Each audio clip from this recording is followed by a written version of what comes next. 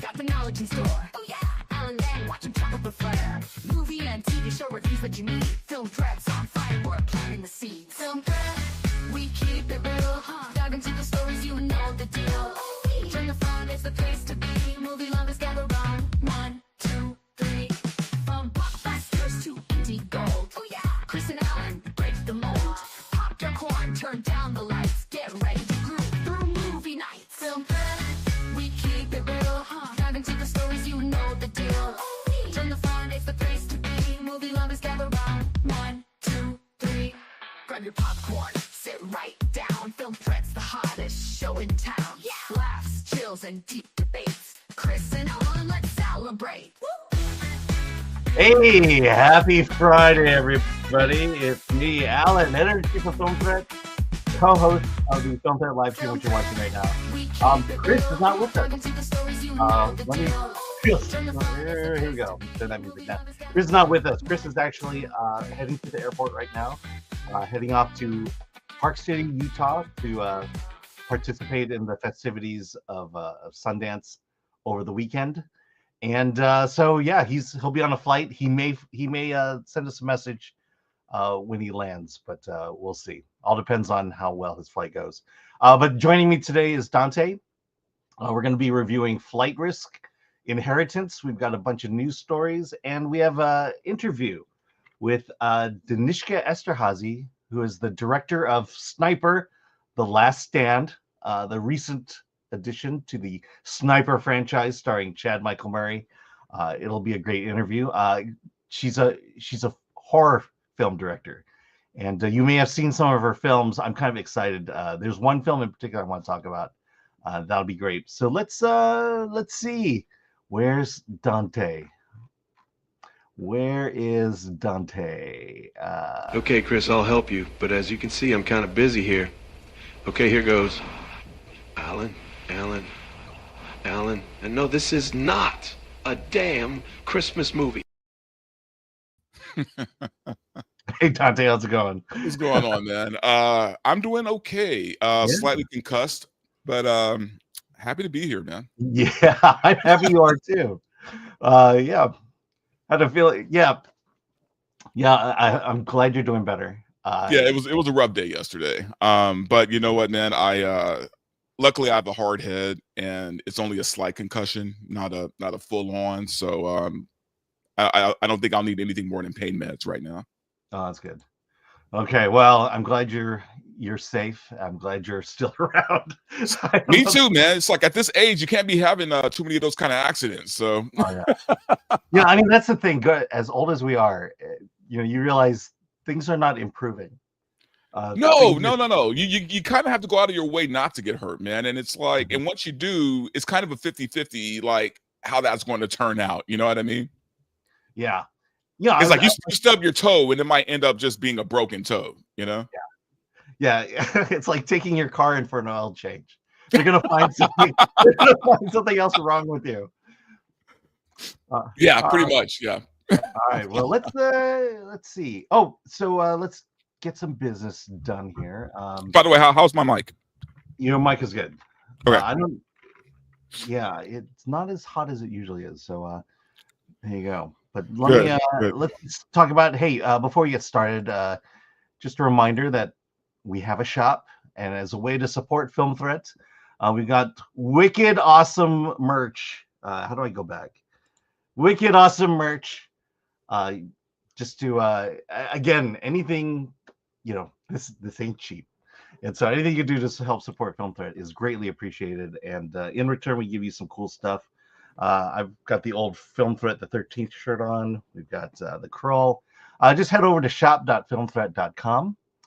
Let's also see who is in the chat. By the way, Alan, I think you might have forgot to play the intro. That's all right. Okay. Well, it's Chris whining in the chat about that. Yeah. Here we go. All right. So for M for 5, good morning, y'all. From the burning state of California, now San Diego is on fire. It's like 10 miles from where I live. Yeah. The fires still rage. I believe Palisades is still going, but they're getting a handle on it. And guess what? I believe it's supposed to rain this weekend. Oh, that'd be nice. Yeah, that'd be very nice. Because then we can transform the fires into floods. Didn't know that San Diego is getting hit with fires, so that's kind of it's kind of interesting, man.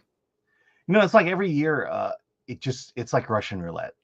You know, you don't know when it's your area that's gonna all happen to.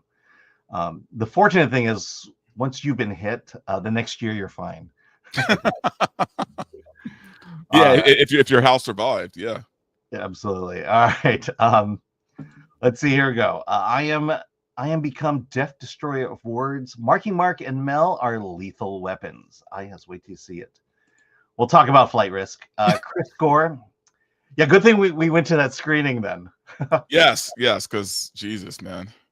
Yeah, I would have been all alone here. All right, Chris Gore. Hey, Alan and Dante, have a great show. Don't screw it up. Love you guys.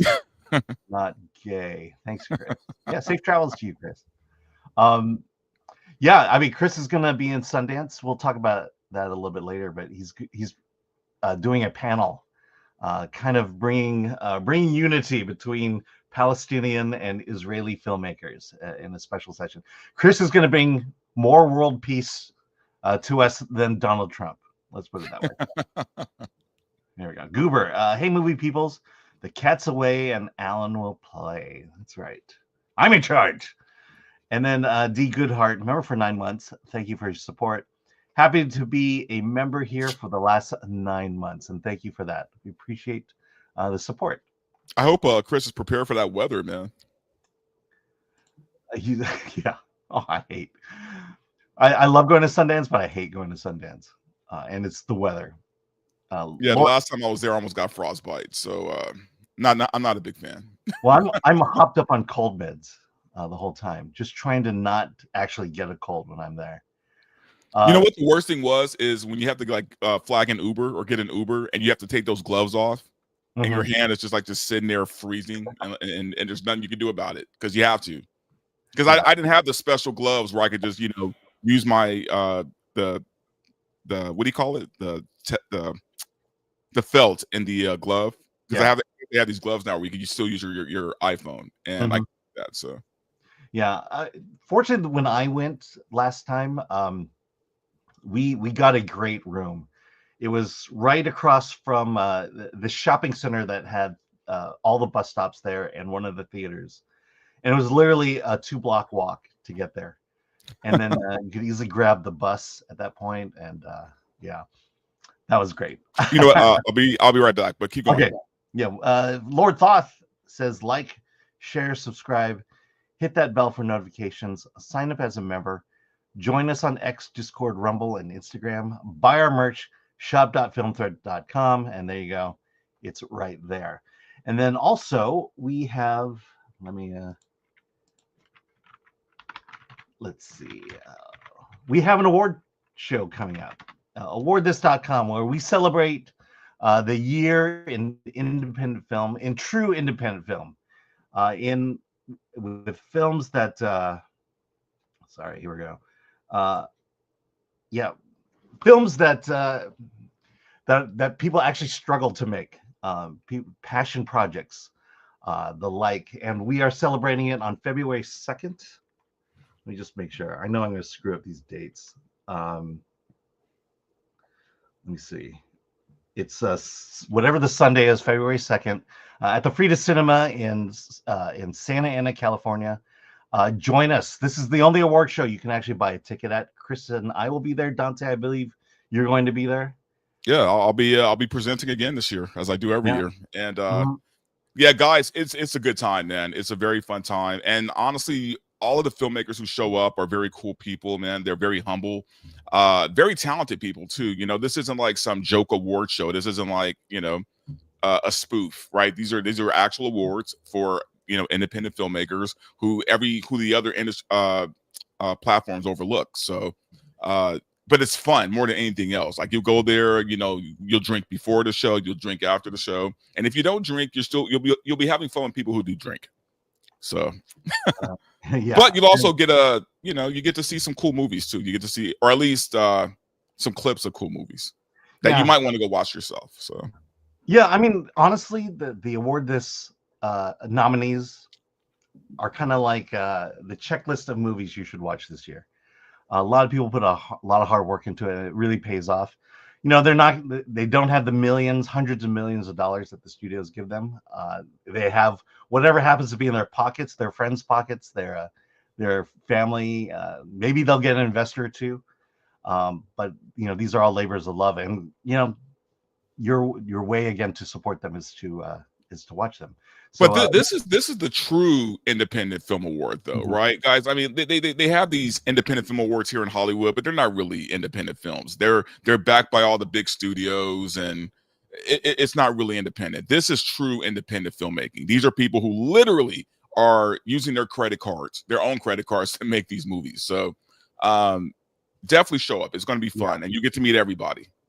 Yeah, I always say the Spirit Independent Awards are the best films brought to you by A24, from Neon, from Lionsgate. You'll never see any of our films nominated at the Spirit Independent Awards. And with that, this was a film that we shot on a $30K budget. We're not going to get Oscars. We're not going to get Independent Spirit Awards. We don't have the huge budgets to get those awards. While Hollywood continues to churn out sequels and franchise factory films, exciting and original indie movies of all kinds are being released in theaters, on demand, and on streaming, and we're here to celebrate them. So crazy. Thank you so much. I'm gonna fill this with Mountain Dew. First they ignore you, and then they laugh at you, and then they fight you, and then you win. You guys help everyone in this room push the dream a little bit longer. I think that Film Threat and Award This really are champions, true champions of independent film, which we've seen here.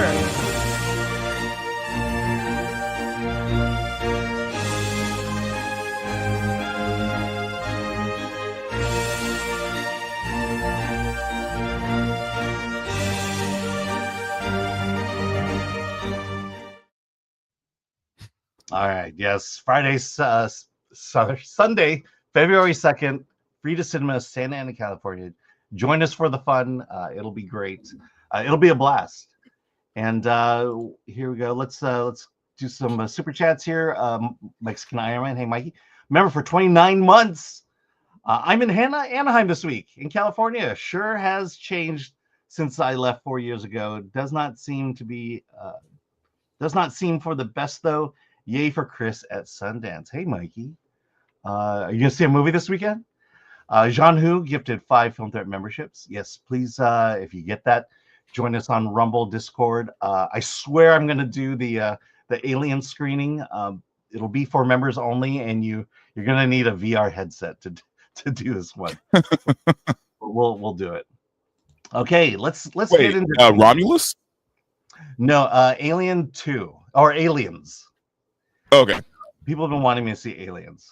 You haven't seen Aliens? I haven't. No, Jesus, I barely saw the first one.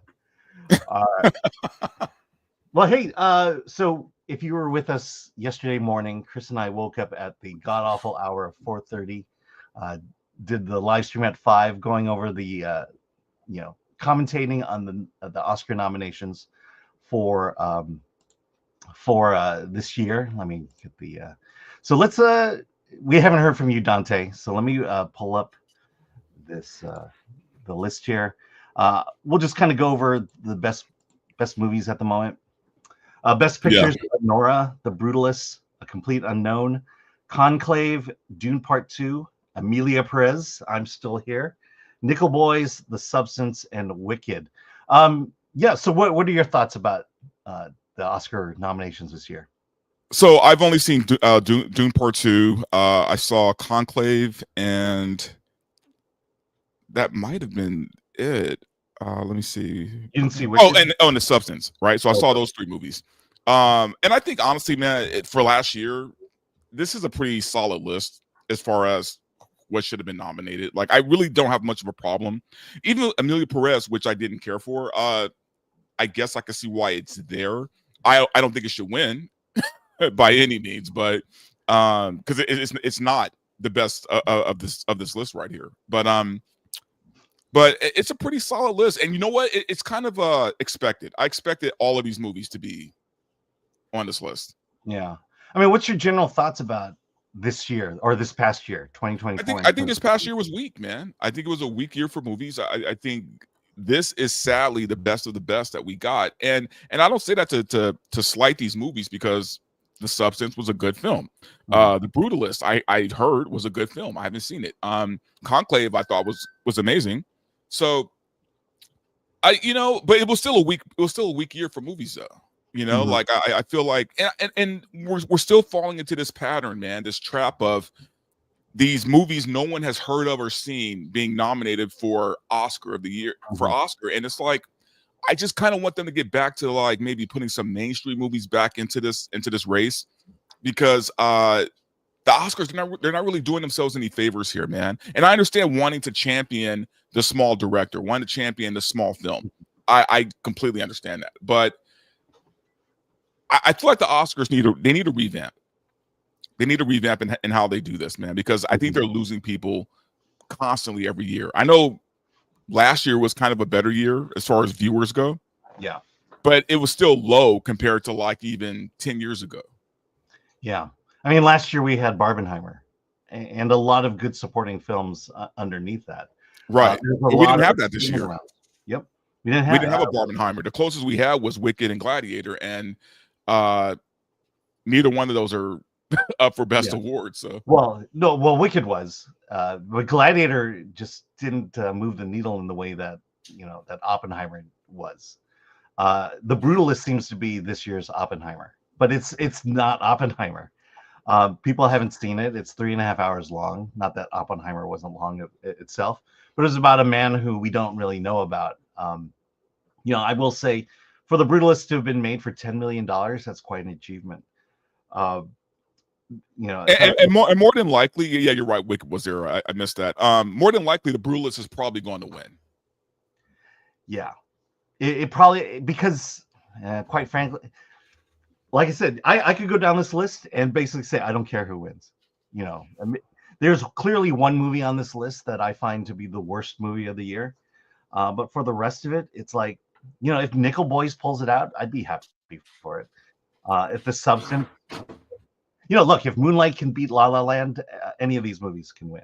And that's the problem with having 10 fairly mediocre films, or 10 movies that really didn't move the needle in terms of box office. Even Wicked didn't perform as well as people wanted it to, or thought. Well, yeah, and who, I mean, I don't know, besides you and Chris, I mean, who else saw A Complete Unknown, right? I mean, like, I don't hear anybody talking about that movie.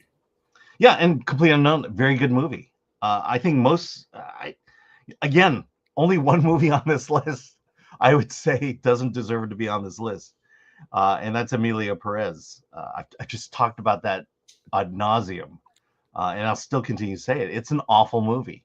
Yeah, but from every aspect of it. But you know why it had to be there.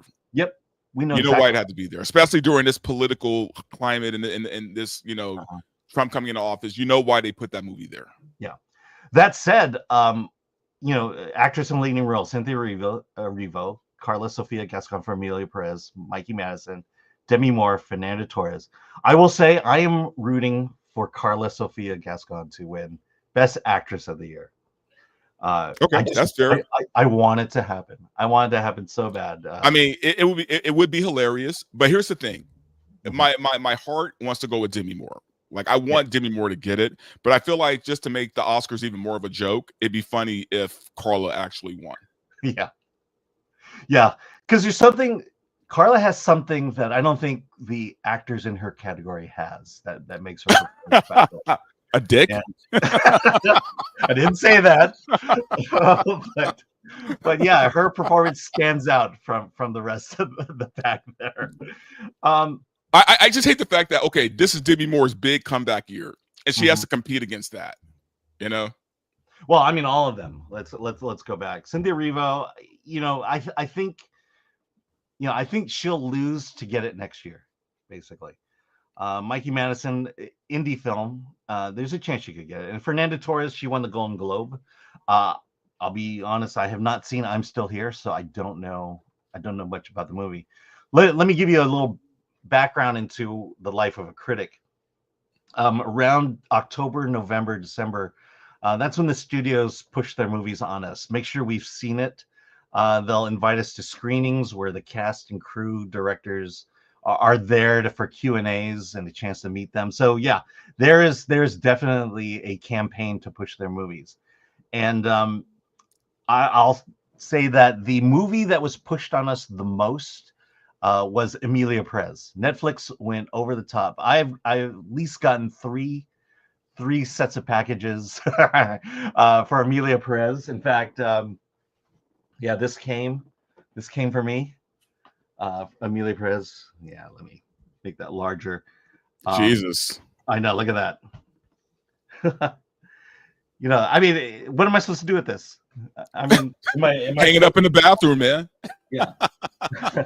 So again, maybe we'll raffle it off to a Film Threat member on YouTube.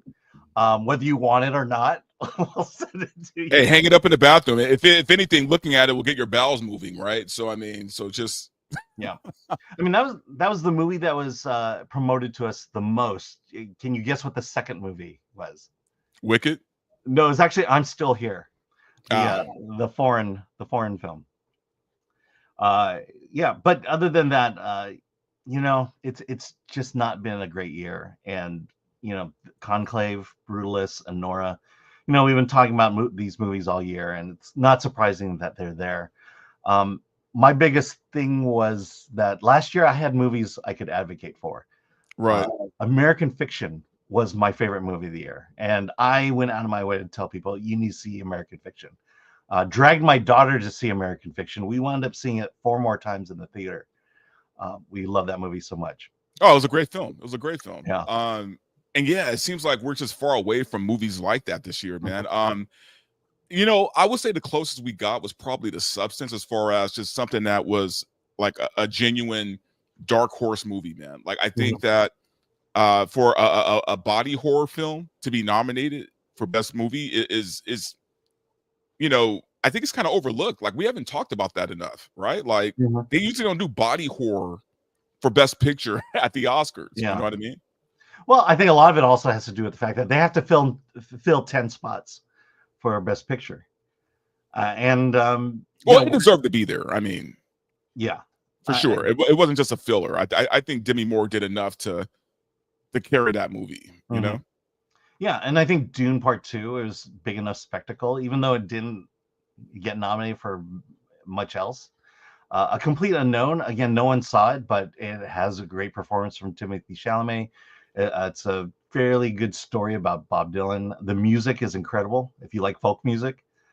Also, good year for him, man. He has 2 movies that are for best picture. So I mean, yeah, absolutely. And Nickel Boys. I don't think you saw Nickel Boys. No, I haven't seen that one. Yeah, that's kind of the moonlight of this year. In fact, I think it was directed by Barry Jenkins. Was it? Yeah.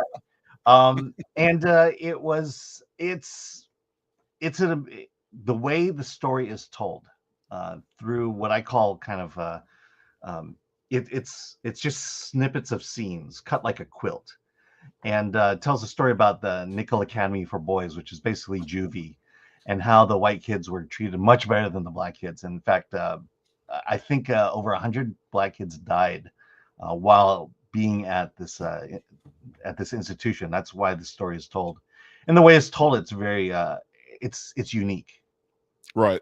And so I will give it. I think Barry Jenkins wrote it. Maybe I'll put it that way. All right, so let's so this year, you know, we have what we I forgot who was up for best actor. Best actor, Adrian Brody for The Brutalist, Timothée Chalamet. Okay, he'll get it. Yeah, Coleman Domingo. Sing Sing is another one that I'm surprised is not on here.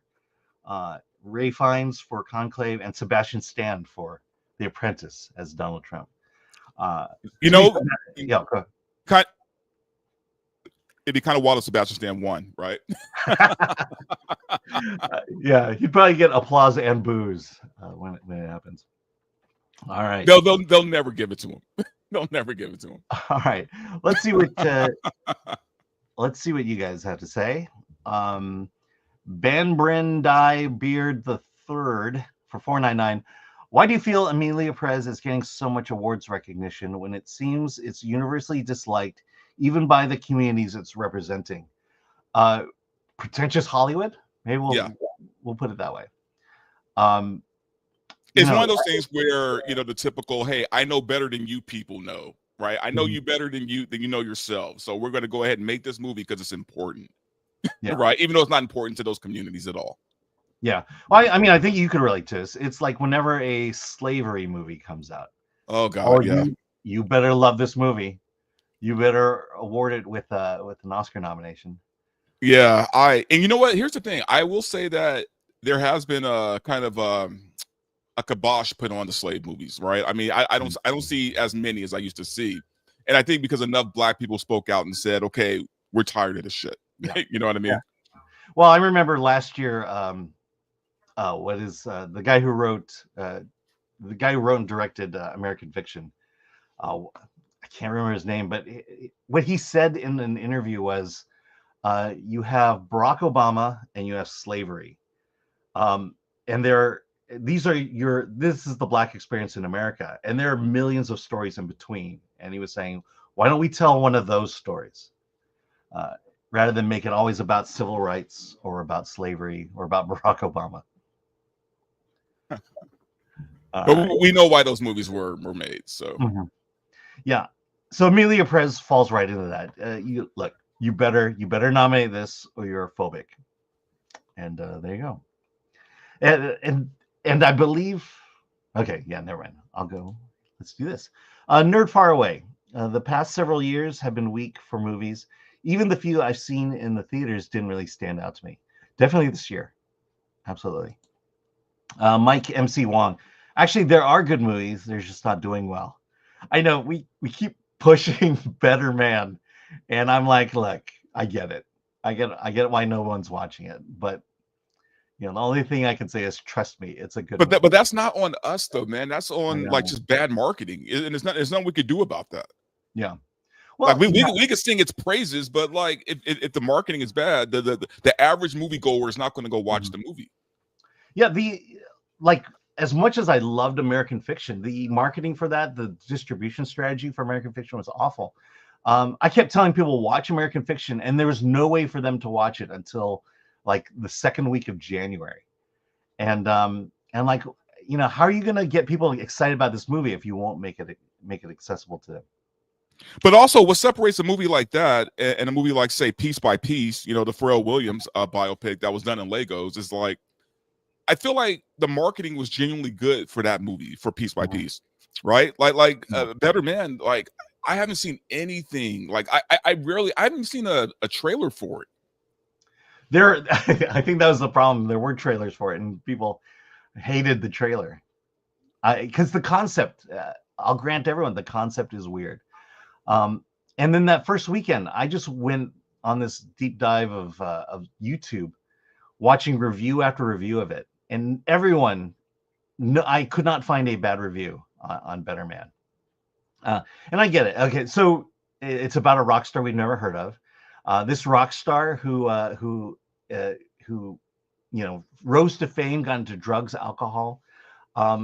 When he cleaned up, that's when he kind of quit the business.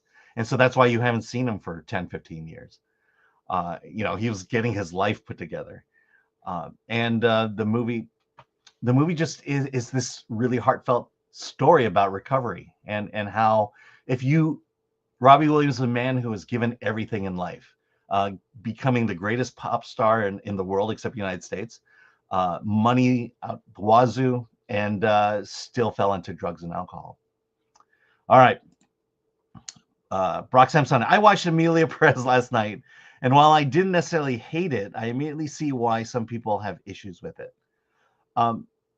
Did you wind up watching Amelia Perez or get through? No, I'm still kind of building myself. I'm going to watch it, but I'm kind of building myself up to it. Like I have to be like in a real certain mood, I think, to sit down and watch that. But and it's not because of the controversy. It's more just because it doesn't even seem like my kind of movie, to be honest with you. But yeah, I am going to watch it. I am going to watch it eventually. Yeah, I'll tell you the first thing that stuck out to me in Amelia Perez. It's a musical, and the music is awful. But is it a real musical though? It is a real musical. People break out into songs. In fact, there's the Vaginoplasty song, which is an entire dance number about how how transition surgery works, and I mean, and people think I'm joking, but it's true. It's so you know it's going to win Best Picture, right? I don't know how the Vaginoplasty song didn't win, wasn't nominated for Best Song, but it's the music. The music is what I hate about modern musicals today. It's dialogue put to music. Right. Songs should be about expressing feelings in a way that you can't say in words. You can only do it in song and dance.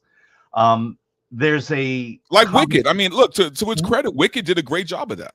Oh, right? Yeah. Obviously, it was based on a musical, but I mean, that's a musical, Yeah. Yeah, and the song when I Meet the Wizard. I mean, that's a song of hopefulness, of optimism. Yeah. And can only be expressed in song. Here, there is a conversation between Zoe Saldana's character, who's a lawyer, with an Israeli doctor who performs these transition surgeries, and they have this philosophical discussion about why transition surgeries are so important. And then, it's just you're not going to sing these songs on the way home. Yeah, probably not. Especially the vaginoplasty song. All right, Olo Liukui. This year has been the first time I ever watched the Oscars event by proxy, only through Film Threat commentary. Yes, that's going to be the best thing about the Oscars this year. We are going to have a watch party, and I will not be in Texas for that one this year. All right, Jean Hu for 742. The best thing about the Oscars is the Film Threat watch along. Yes, you'll be there. Yeah, of course. All right, Pilgrim Media for 2. I watched Conclave. I was shocked by the ending. Yeah, we've never talked about the ending, but yeah, that ending, because they had to. They had to. Chelsea M, member for 8 months. Just heard part of the Vaginoplasty song. I would rather listen to the Acolyte Witch song 10 times over than listen anymore to this trash. You know what? That's fair. That's fair. Good on the Acolyte. Rudy for 2. Hey, Chris, did you get a tan and a haircut? Well, I don't know about a haircut, man. My hair is pretty wild right now. Yeah. I'll say when we put to a vote whether we would do a Thursday night or a Friday morning with guests. So Thursday night with Chris or Friday morning with a guest, and the guest won. And so you are race swap Chris Gore for today. Cool. All right. I am Disney's Chris Gore. Bilger Media for 2. The old marketing model is broken. Ad block, new tech. All right. I think it's for streaming. All right, I just think, man, at this point, I think films are hurting, and I think that marketing really needs to take up the slack, man. Because if no one hears about your movie, what's the point? You're just dropping money for no reason. So now, obviously, this doesn't apply to the big studios. It doesn't apply to Disney. It doesn't apply to Warner.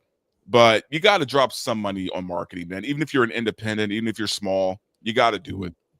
Absolutely. Okay, let's move on. As we said, Chris's hold on, I'm gonna see. Okay, I had a special banner for this one, or title for it, but we'll go with this. Chris is heading out to Sundance this year. This is the first time that either of us have been in Sundance since the pandemic. Oh, really? Yeah.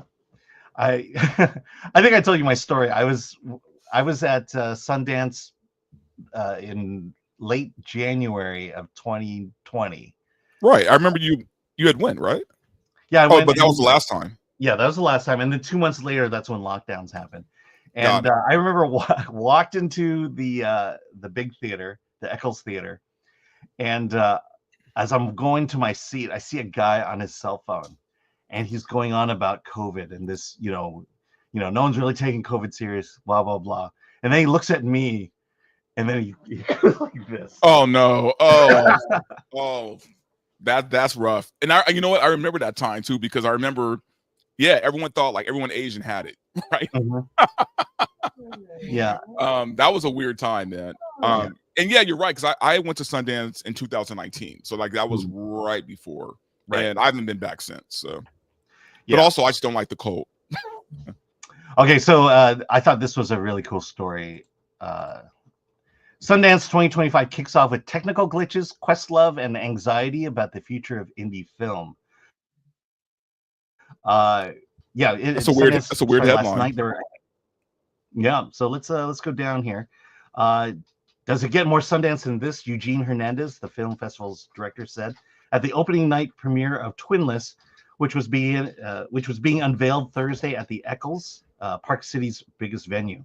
But the event didn't go off without a glitch. Shortly after Hernandez left the stage, the sizzle reel promoting the film festival's nonprofit arm had suffered sound problems.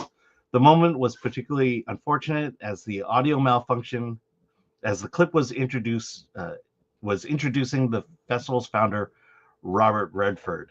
Lights came on, so this goes into his trouble. But this is the thing that I wanted to bring up. During one of the screenings, the audience began to experience nausea and vomiting. There we go. Before you think it's the new COVID, let's go over this. It is, yeah, here we go. It was so clear that Sundance still favors the bold and doesn't shy away from screenings that may elicit strong reactions. During the premiere of the opening movie, Sundance midnight movie, The Ugly Stepsister, a filmgoer leaned over into the aisle and vomited. Emily Blichfield's body horror film includes several difficult-to-watch scenes of crude cosmetic surgery, including its protagonist eating a tapeworm, sewing in eyelashes, and enduring a barbaric rhinoplasty. Yeah, this is what I want to bring up. We talked about The Substance, but it seems like body horror is becoming the next big genre, at least from an independent film standpoint. And I'm curious as to, do you agree with that, and why do you think that is? I mean, to be honest with you, man, I don't know if I agree with that. I think that, yeah, for Sundance, sure, but for something like the Oscars, probably not. I think the only reason why something like The Substance made it was because Demi Moore gave such an amazing performance, right? So, I mean, are we going to see more body horror at the Oscars? Probably not. You know what I mean? I think we're going to see a lot more body horror at theaters. We talked about that. It seems like on Wednesday we talked about the fact that there's a lot of horror films coming out, a lot of prominent horror films coming out. Yeah, exactly. And it seems like the move toward body horror is definitely there. And one of the trademarks of horror that I've always remembered was it was about sex and nudity. The beginning opens with a guy and a girl getting naked, doing the thing, and then getting killed. And it seems like we're definitely moving away from sex in movies, and it feels like the replacement for that is body horror. Well, yeah, I mean, it's gratuity, right? And the thing is, the horror films have always done fairly well, man. I mean, that's kind of like an easy, drop a nickel, collect a dime kind of thing, right? It's like it's a low buy-in, it's a decent payout. That's always been like the dirty little secret of Hollywood anyway, is that horror films always make money for the most part. As far as body horror, becoming more of a war contender, probably not. But are we going to see more in the theater? Probably so, right? I mean, because horror always does well. And like you said, we're not getting the slasher movies, right? We're not getting the movies where teenagers are off banging in the woods and then they get a machete going up their ass. I mean, it's like Yeah. Now they're getting Botox. Yes, exactly. So we're not getting that kind of horror anymore so much. But I think I could see body horror making a big comeback right now, especially because The Substance did so well. Yeah. I know that's the thing. I'll go back to a point you just made. The studios, horrors can be made for cheap, and they generally make a return on their money. So why not every other genre? Why not focus on making the smaller, cheaper films rather than going for the big budget, superhero film or IP-based film or big budget sequels? But that's something we talk about all the time, right? It's like, how come they're not doing that? How come they're not, just investing in smaller movies and making a profit from it? And I think, we've been told over and over that, at this point, Hollywood would rather gamble big with a bigger budget and get a bigger payout. And if they take a loss, then that's the gamble, right? But I would rather things kind of just go back to the way it used to be, where, you know what, here's a movie for a set amount of money, you know, 10 million. Let's see how much it'll make from that, right? And that was kind of like the old Miramax way of doing things, if you remember. Yeah, that's how Miramax became so big. Well, I mean, and I think that's where that idea has shifted in Hollywood today. It's more that, you know, why Sundance currently exists still, why Con is still a big thing, while Toronto, not less Toronto, but, you know, right now, if you want to make a big Hollywood movie, you have to make the big Hollywood movie first and then get it sold. Essentially, that's what happened with Better Man.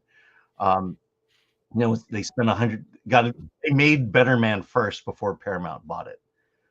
And that seems to be the way, you know, you're going to make it in Hollywood, is you've got to somehow find a way to get the money, get your film produced, and then maybe the studio will buy it.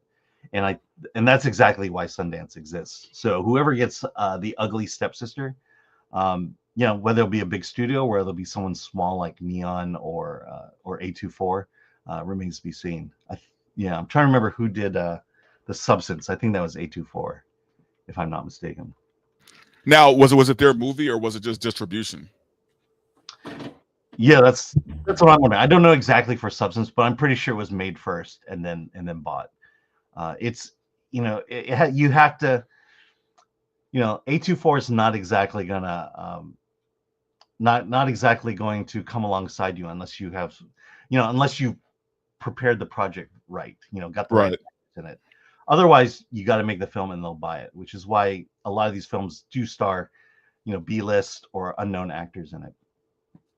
Okay, let's. Well, they'll manage to pull in like maybe one well-known, right, and then the rest of the cast is complete unknowns.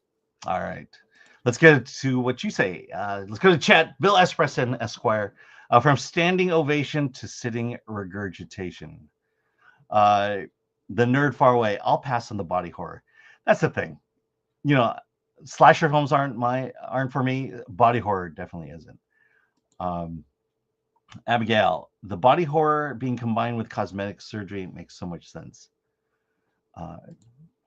Oliver Lavery Farag, here's a cure for Sundance anxiety.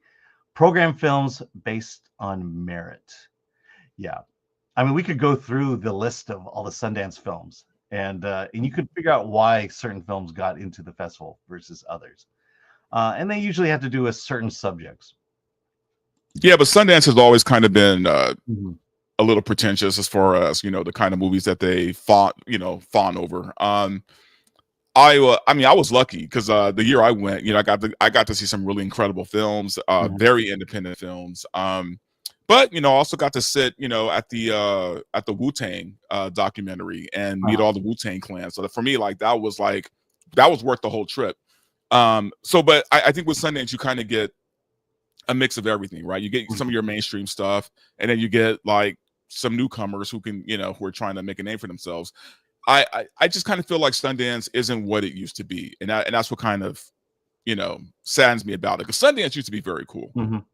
Yeah, when Sundance returned after COVID, what we saw happening was the last time I was at Sundance, that Eccles Theater was nothing but the big studio films, Amazon, Fox, Searchlight, right, Netflix. They were the ones throwing all the big movies out there. Problem is, it was in January, so you had a full year before any of those could get any kind of awards recognition. But that's why they were there. There were stars, there were celebrities through most of the week that I was there. After the pandemic came back, everyone shows up the opening weekend. So today, tomorrow, and Sunday, everyone's going to be there. The press is going to be there. The studios are going to be there. Come Monday, they're all gone. And now, and the reason the studios are there is because that's what draws people to come to the festival. But when you're all gone by Monday, that's 5 days now of films that are scantily attended. So not a lot of butts and seats. A lot of films, foreign films, those are the independent films, and they're not going to get the coverage that they would have gotten in the past. because all the major outlets are there and they're not covering those films. And that's Well, and let's be honest, man. I mean, at least the last time I even went, I mean, it was nothing but celebrities there. Mhm. Right? Like, don't get me wrong. Like, there were a few, like, just like independent people there and this and that, but it was just all celebrities for the most part. And I feel like that's what Sundance has become. It's just become this like celebrity hangout thing. And look, if you're a celebrity in a small movie, I get it. That's cool, and you're there to promote it and all that. But I just feel like I wish Sundance would kind of go back to more, honestly, to being more like award this. You know, I kind of wish it would go back to being just a little bit more independent. Yeah. Well, the problem with that is that's a horrible way to build your film festival, to promise all these celebrities to be there, and then now those celebrities are gone on Sunday night. Oh yeah, absolutely. Yeah, I mean, probably by Saturday night now. I mean, yeah, I mean that leaves an entire vacuum at Park City to where you can easily get into screenings now, but they're not getting that coverage, as I mentioned. Okay, let's see. Do we have Slam Dance still a thing? Yeah, but so Slam Dance moved to March and is in Hollywood. So Slam Wait, what? Dance, yeah, Slam Dance is going to be held at the Directors Guild of America in Hollywood at the end of March. Yeah, because it's the exact same thing. Slam Dance relied on Sundance to bring people to its festival, and with the slow demise of Sundance, because Sundance, I believe, is going to move. This is the last year, I believe, in Park City. So they're going to be, they're going to be shopping for new venues, whether it's Atlanta. I hope it doesn't come to LA, man, to be honest with you. Well, there's no reason to. There's no reason. I don't want it to come to LA. I'd rather it go to Vegas, to be honest. Yeah, the problem with LA is we have too many film festivals. Yes, we do. Way too many. It's like San Diego Comic-Con moving to LA. It's not. Yeah, I don't want that. I want to leave LA. I don't want to. I don't want everything to be here. All right, here we go. Apocalypse tedium, blood and gore is easier than character development. When you have both, it can be great. Yeah, and the thing is, if body horror becomes a trend, then everyone's going to do body horror, and you're either going to now see a glut of films that just do the same thing over and over again, or and you'll have that few that just tries to push the genre over the top. I mean, I really hope we don't see this trend happen, but at the same time, I kind of like the fact that, at least with the Substance, right? It gave Demi Moore a chance to kind of stretch her arms and do something a little different. You know what I mean? Like, I feel like it could be a good vehicle for an older actor or an actress to maybe do something a little different than we've seen them do before, and maybe lead that to a comeback for them. Because honestly, we had all written Demi Moore off until this movie, right? And now everyone's talking about her again. Yeah. It helps. One, you have Demi Moore in it. Two, it's body horror, so we're into that. But three, make it a really good movie. Make the body horror a part of the story. It's about image. It's about what women have to do to maintain their looks in order to stay relevant in Hollywood.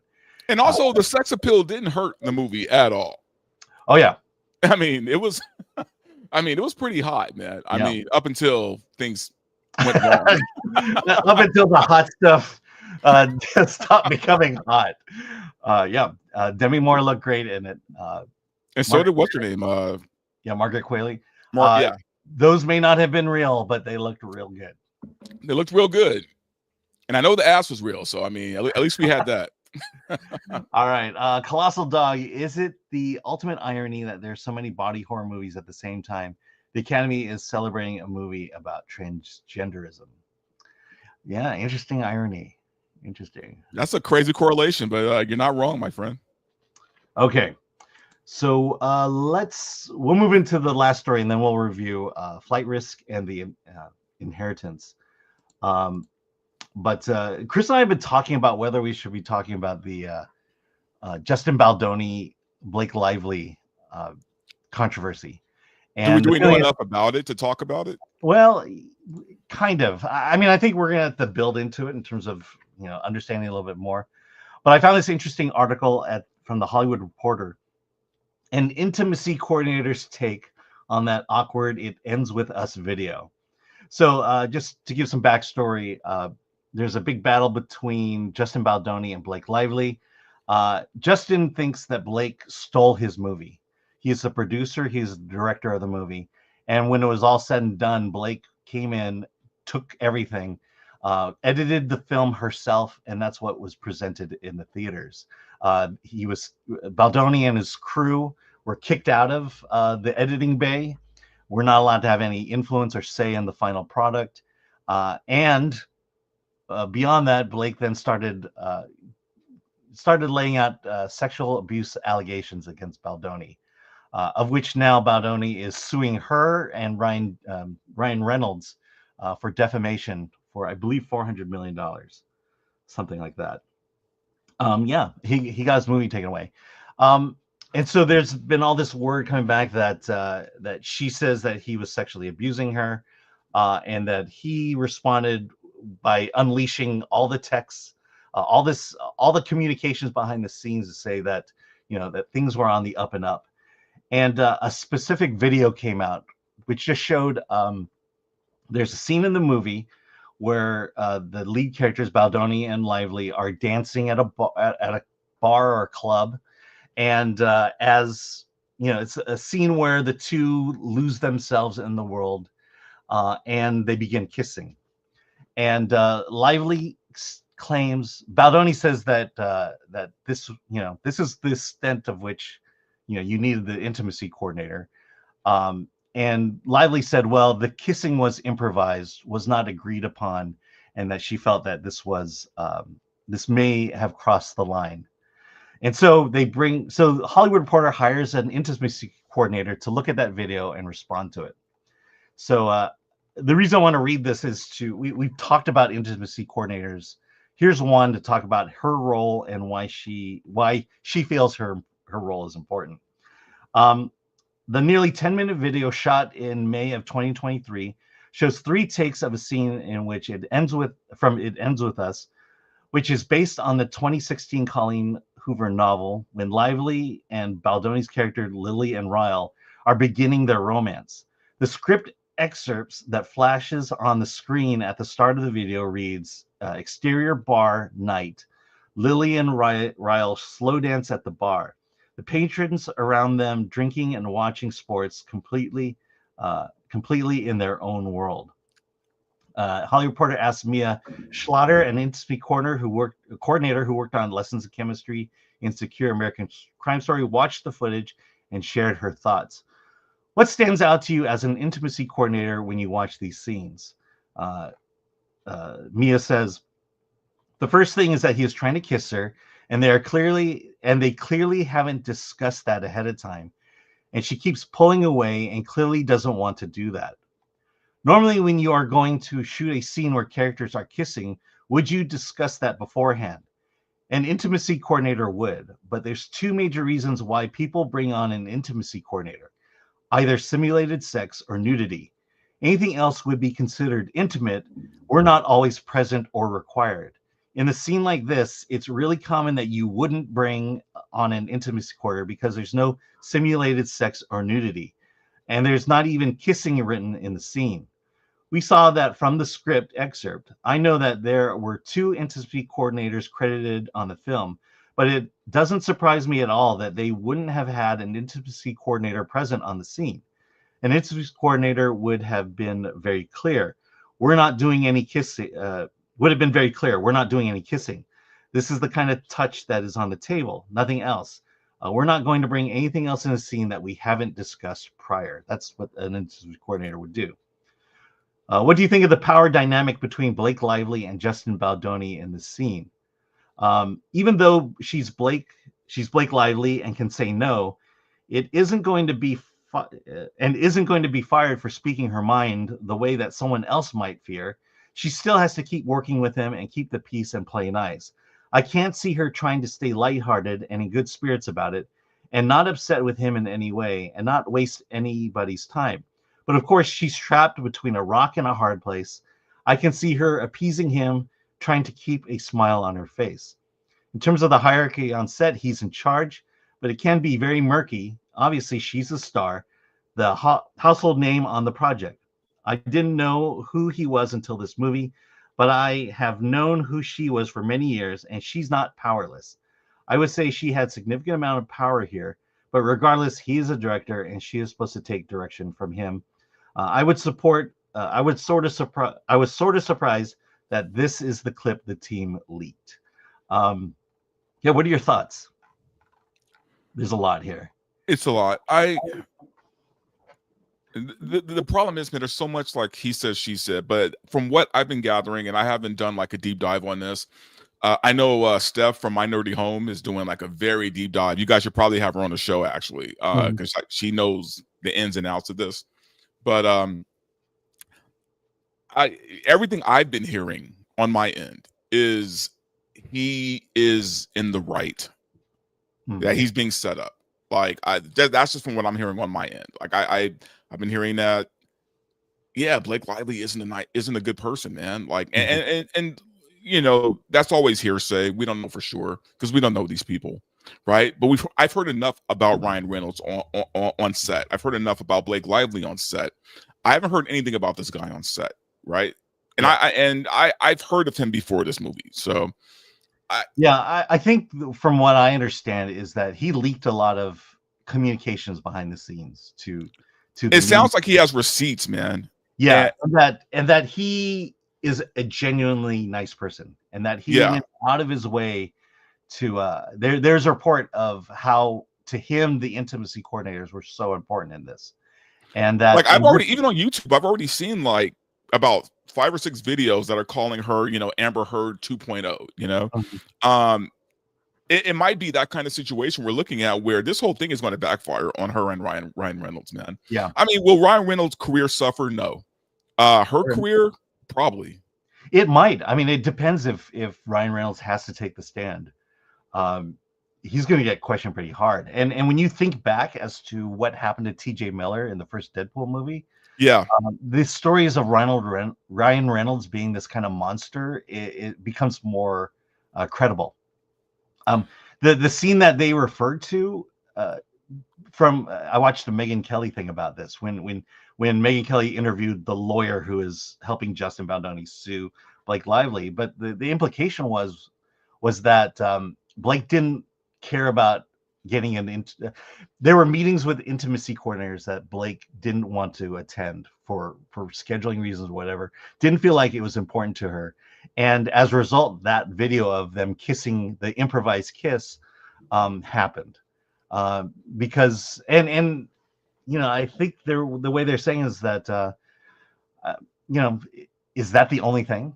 Because it goes on to state that the scenes where they actually need the intimacy coordinators, that it was pretty much above board, and it wasn't necessarily about sex. It was about her giving birth to their daughter in you know, one of those natural births, and that's where, because she was practically naked in that scene, right. The intimacy core. So it was a scene where there was no romance involved and no touching that would be considered questionable. But I think the thing that we should probably focus on and go back to is something like, you know, you said at the beginning of this, right? Like, this is speculation is that she's trying to steal this guy's movie, right? So what are the specifics of that, right? So they're both producers on the film. Is that correct? Yeah, I believe when she was signed on, she was given a little bit of power with the producer credit, and she may have exploited that. But it's his movie. He wrote it, directed the whole thing. Yeah, she came onto the project when she was cast to play the lead role. Let's put it that way. He's the one who got the rights, who produced the movie, got the funding, got, you know, basically ran all the line producers who put it all together, and that she became a producer once she was cast in the film. But she wants to say it's her movie. Yeah, and that's when the editing thing came in, where she decided just to kick everyone out, produce her own edit, and when presented with the two edits to the distributors went with Blake Lively's edit. Of course they did. Yeah, and then, you know, lastly, Baldoni's team sees this clip as vindicating him. This intimacy coordinator says, right, I see the opposite. When someone has Lively's level of fame and recognition, they do have a certain amount of power, but there's always an actor-director relationship, and the director is in charge. I feel like this intimacy coordinator wants to keep working. Which to me, reading this, I'm fairly mixed when it comes to intimacy coordinators. For me, I think there's been so much abuse in the past that the idea of an actress who has to come into a movie to have a sex scene or to have a scene that requires a great deal of nudity, I think that actress has every right in the world to know exactly what's going to happen on set, know what's going to be expected of her in the scene, and to know what is required of her in terms of exposing herself. I think an actress has a 100% right to know exactly what's going to happen. Oh, I totally agree. I have no problem with that, man. And I think we've been around long enough that we've seen, misuse. We've seen look, Harvey Weinstein isn't the only monster in Hollywood, guys. Yeah, he's just not. So he is a monster, but he's not the only one. Yeah, and what's the problem with this situation is here's a guy who appears to have gone above and beyond when it comes to intimacy coordinators, and this is what he gets for it, for all this effort, which is where good intentions turns into something wrong. Well, this is the equivalent of like look, to my knowledge, I'm not saying I know all the facts, but it feels like when a woman cries abuse and she's not really being abused, or falsely accuses a guy of grape or something, right? It kind of reeks of that kind of stuff. Yeah, it seems like she wants something else and is using a moment, a time in which she felt insecure, and to say, oh, okay, I was SA'd. But that's even if she had good intentions, man. I think the fact that if she's trying to steal this guy's movie, then this was all made up. Yeah, I mean, we'll see. Again, all is alleged, and we'll see it when it comes to court. I think the problem where intimacy coordinators began ruining things was they felt like it talks about here when they started kissing, the intimacy coordinator should have just stepped in and said, "All right, stop. This was never." The intimacy coordinator, I'm assuming it's a woman, but they become kind of the cop on set. And there have been reports where intimacy coordinators, when they go over the script and the scene, they've encouraged actors to quote unquote rewrite the scene so that they're not, to take the sex scene and water it down. And that becomes awkward when that happens on set, because they all agreed to it beforehand. Right. And now we're making changes at the last minute. All right. I know Chris is screaming going, get to the movie review. So let's go through your comments and we will talk about flight risk. And our Kitty 83, person is useless position, attempts to argue why her useless position is actually helpful. Yeah. I mean, when I first saw the article, I thought it was one of the coordinators from the movie. It's not. It's someone who's seeing it from the outside and who wants to keep her job. Lord Comet, here's why women say whatever and destroy anyone they wish to because it's the truth. Yeah, this is the look, women have been legitimately Me Too'd. Yeah. And certainly men have been falsely accused of Me Too. You've got to have this policy of it's the truth that matters. Expose the truth, be open, transparent, and then we judge from there. Otherwise, this battle we have continues. Brock Samsonite, Blake is a Nepo baby. Didn't realize. Oh yeah, I didn't know that. Yes, Justin Channels. These statements that come out are either directly prompted by Blake or Justin. They are not going to be any fair statements made. Yeah, again, that's the whole he said, she said. That's why you got to get the receipts. You can't just rely on their testimonies alone. Excuse me. Bimo Better. I think she probably liked it and felt guilty about it. Okay. Here's Steph. Hi, Steph. My nerd home. She had one. There was an intimacy coordinator hired. She didn't want to meet with them and instead chose to have meetings with Justin Baldoni at her house to discuss and go over those scenes. Yeah, that's what I heard on Megan Kelly's show. Yeah, Steph, I think we need to have you on the show and talk about this so that at least we know what's going on. Day trippers for 50 Argentinian pesos. There are 2 cuts of the movies. Baldoni's version was the most liked, but Blake forced them to release the cut. Yeah, that's the other thing. A lot of this that I'm hearing about, what you're saying here, comes from the lawyer who's doing the TMZ, Megan Kelly, and that's why Blake and Ryan want to silence him. Gag order, yeah. The gag order. So there you go. All right. So we will most likely continue the story as the trial begins, which probably won't be for another year. Well, yeah, because this story is just beginning, man. I mean, we're gonna have a whole year of this story. So, all right. So let's get on to why the show exists. We're doing movie reviews. All right, here we go. Flight Risk, and here we go. Chris hates it when I narrate my inner monologue at the time. Flight Risk. Hey, Dante, are you able to describe the film for me? Oh my God. My one-liner for this movie is Cape Fear on a plane. Yeah. Okay, so here's what I wrote in my review. From the maker of Braveheart, Heartbreak, I'm gonna say Heartbreak Ridge, but I know that's not. From the maker of Braveheart, Apocalypto, The Passion of the Christ, comes a movie about 3 people on an airplane. Let me grab my notes here. So, let's see. Hey, vamp for a second. Okay, so this is me being prepared. This also make for a great clip. Okay, so directed by Mel Gibson, the movie stars Michelle Dockery as Madeline, who is a U.S. Marshal chasing after a key witness in a mafia trial. That witness being Winston, played by Topher Grace.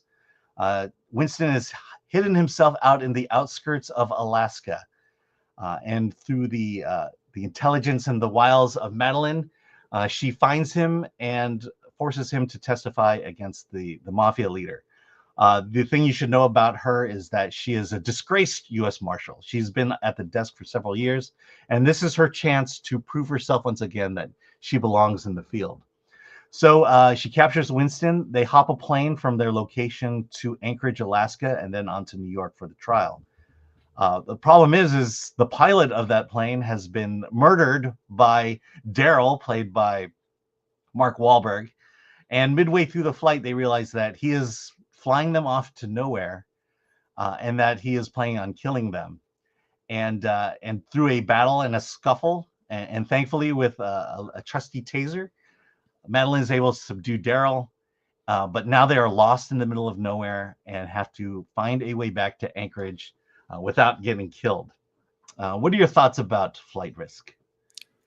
You know, I'll say this, man. As kind of wild as that performance was from Mark Wahlberg, man, that was a crazy performance, man. Yeah. Like I didn't know, like it kind of felt like an SNL skit in some parts, but honestly, it's a fun movie. It's like it's a entertaining movie. Like you go there and it's intense. There's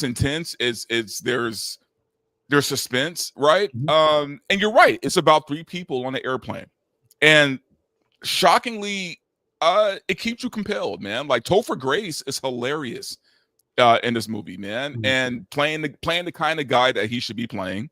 I thought the actress was a little okay. I wasn't really sold on her performance.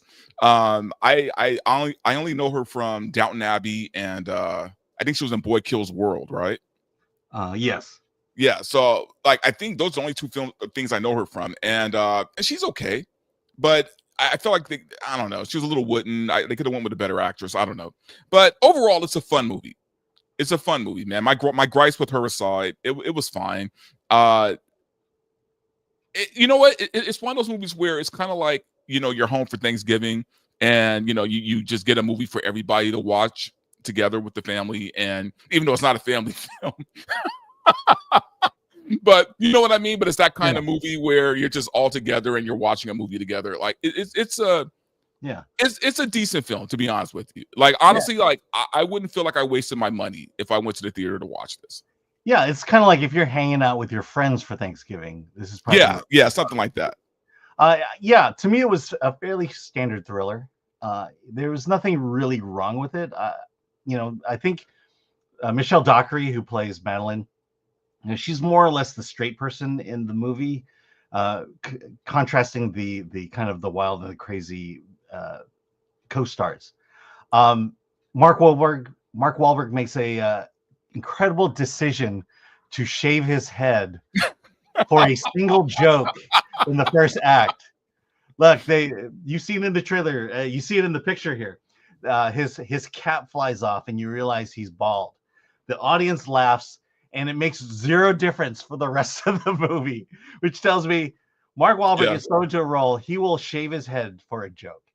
And so you know what's crazy for and maybe I thought it was going to be a different movie than what it was. I seriously thought like he was wearing a mask, like it was going to be a fake, you know, person under. It was another person under the face, but no, he just shaved his head. I'm like, oh, okay, that's what we're going with. Cool. Mm-hmm. Yeah, and you know, and this is, you know, I like it as a thriller because it's fairly solid, where it puts three people in a situation and gives them limited resources, and then they have to figure a way to save themselves. The idea that this plane is lost in Alaska is a huge plot point in this. How are they going to get to Anchorage, Alaska, when Daryl is subdued, not willing to help you, hopes you all dies, and now they have to figure out how are we going to get back to a single city in all of Alaska. Then, you know, there's the fights. You know, you have a limited amount of weapons. I think for the most part, the plane was empty except for a tool kit and a first aid kit, a tool bag.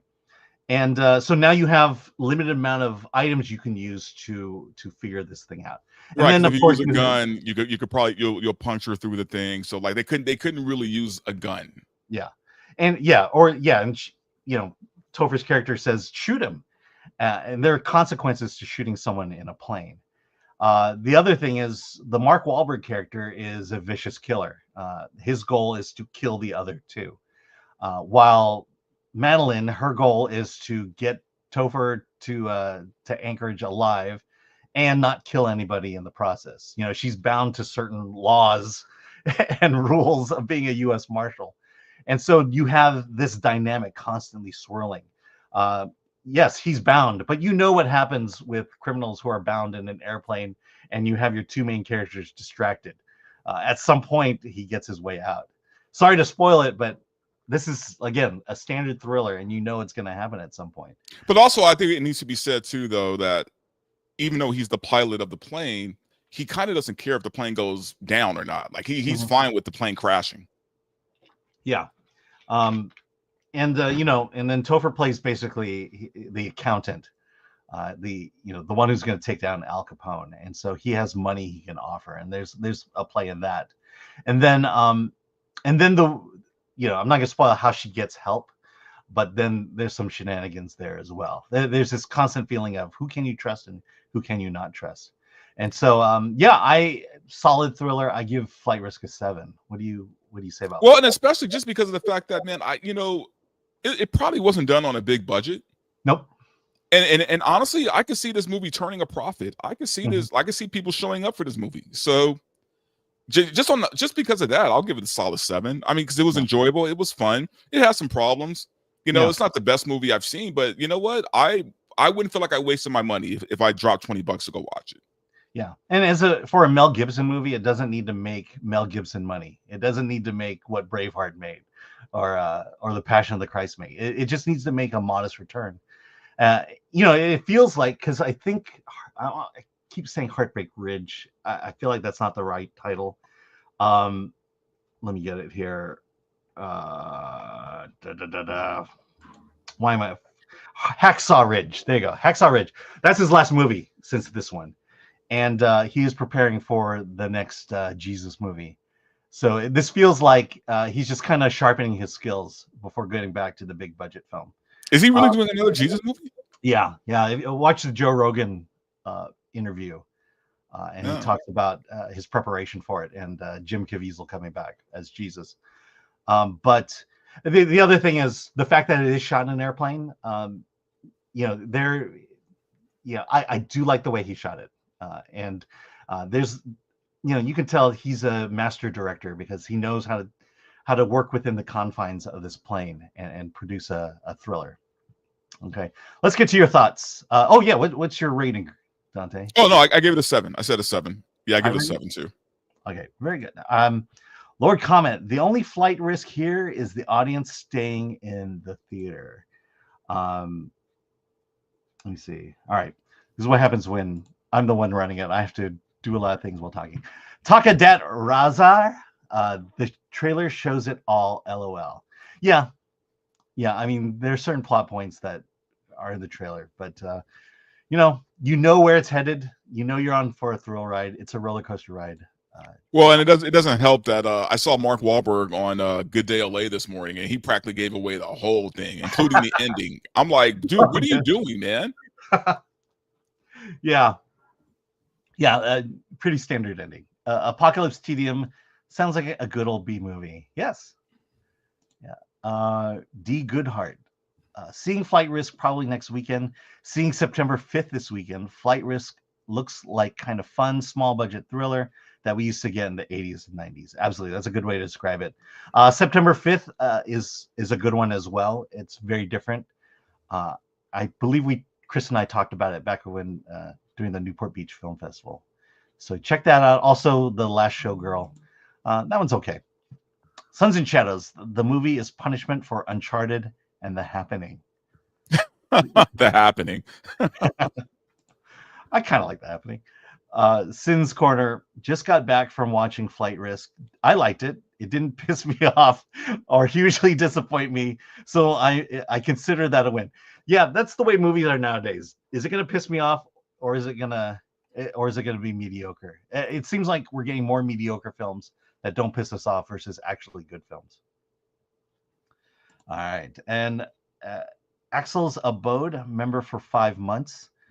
Seeing you later. All year. Let's see. All year. So first cinema trip. Oh, seeing this later. Okay, so this is your first trip to the cinema. Yeah, and the nice thing is it's not on IMAX and it's not in the premium theaters, so you're gonna spend the average price for a film for a movie ticket for it. Yeah. Doesn't need to be seen on the IMAX. All right. Let me get to our next film before our guest arrives. The film, here it is. The film is Inheritance. It's in theaters now. Stars Phoebe Dynevor from Bridgerton and Rhys Ifans. I believe he was the Scorpion in Spider-Man. The story is about Phoebe, who plays Maya.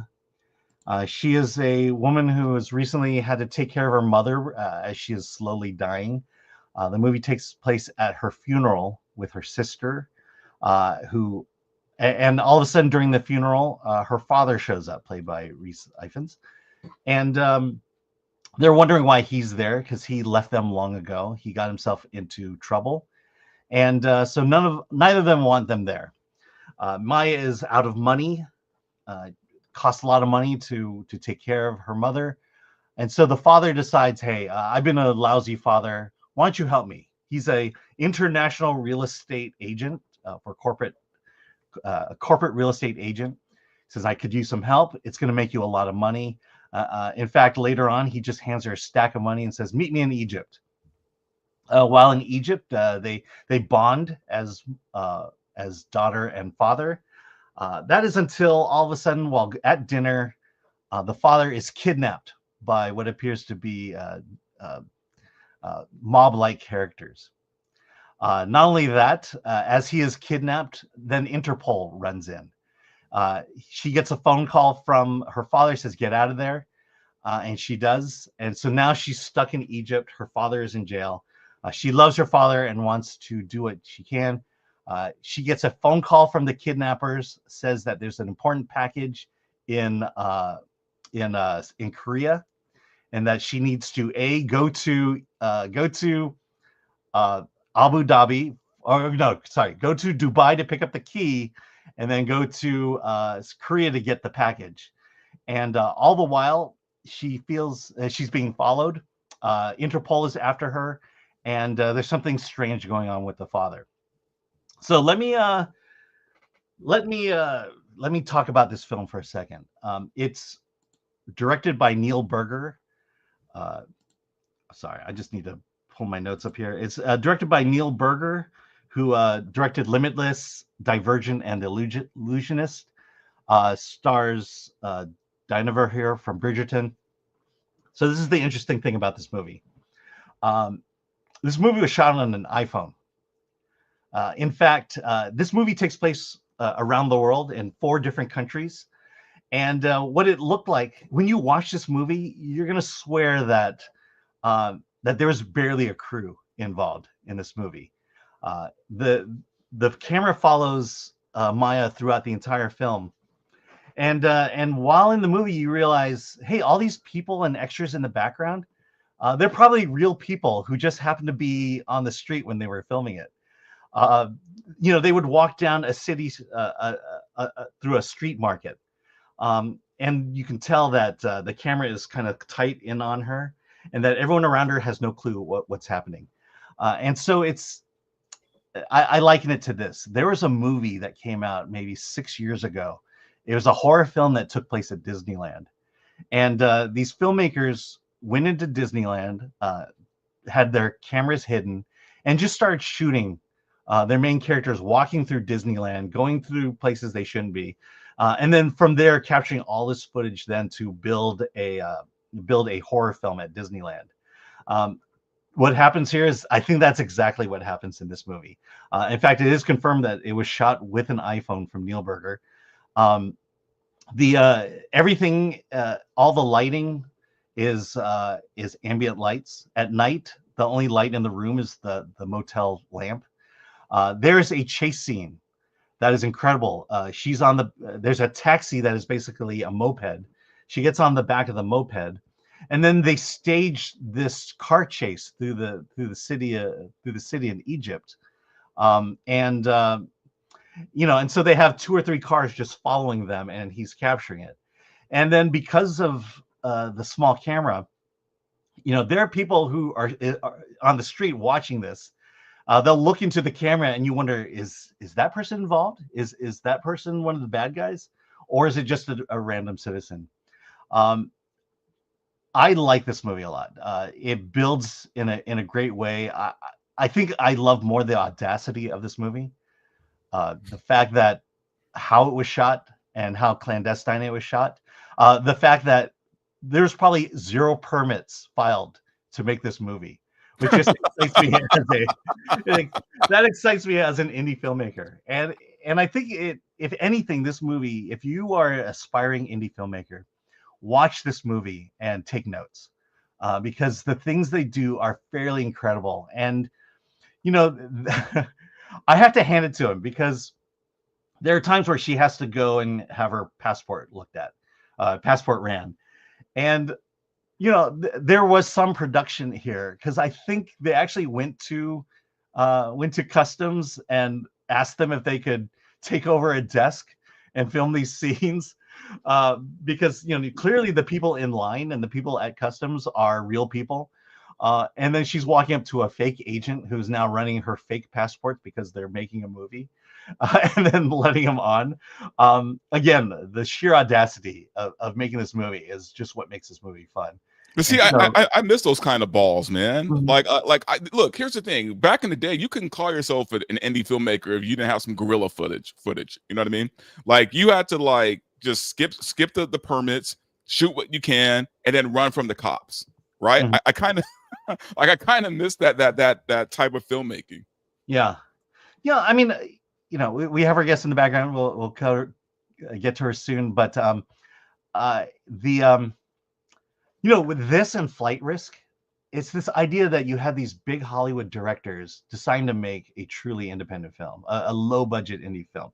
I think for Mel Gibson and Flight Risk, he probably had a lot more money than this one. But for Neil Berger to come in and just say, hey, I don't, I'm bypassing the entire system. I'm just gonna get my cell phone and we're making a movie and we're gonna plan this thing out. And the fact that he could go to 4 countries and make this movie, and just this is the best in guerrilla filmmaking that I've seen in a very long time. And so yeah, I highly recommend this movie. The ending scene, it plays out, the film kind of wraps itself up a little too quickly. But when the ending line of this movie is the title of the movie, that was like chef's kiss. There you go. That's the cherry on top. So look, yeah, it was the movie. It was the movie I was going to see yesterday Mhm. before my accident. So, but it's definitely on my list of movies to watch. Yeah, absolutely. Okay, yeah. Recommendation. Another indie film, ironically directed by Hollywood directors. All right. To your comments. I think, you know what though? I think we might start seeing a lot of that this year. I think so. I just don't see the big studios willing to spend $10 million on a movie anymore. $30 million. That's so stupid to me, though. I don't get that, man.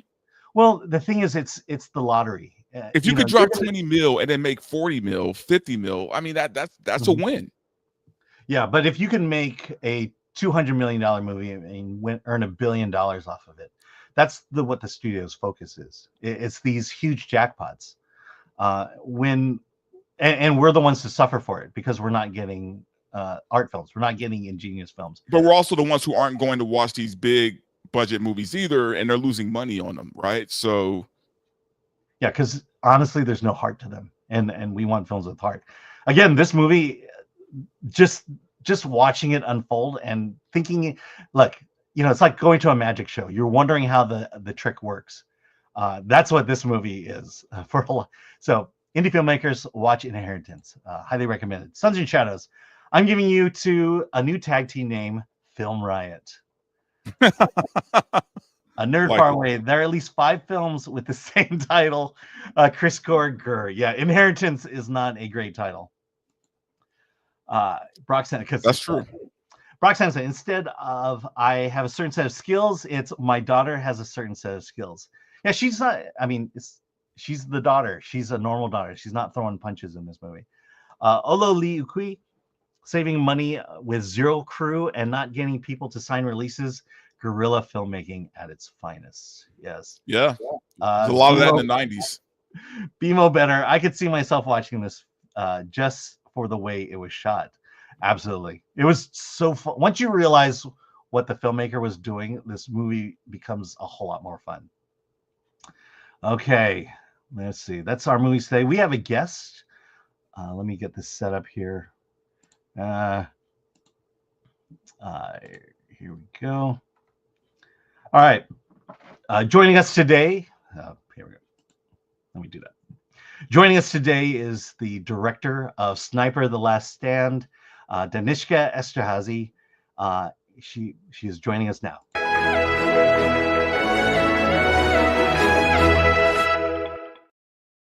Okay, did I butcher your name?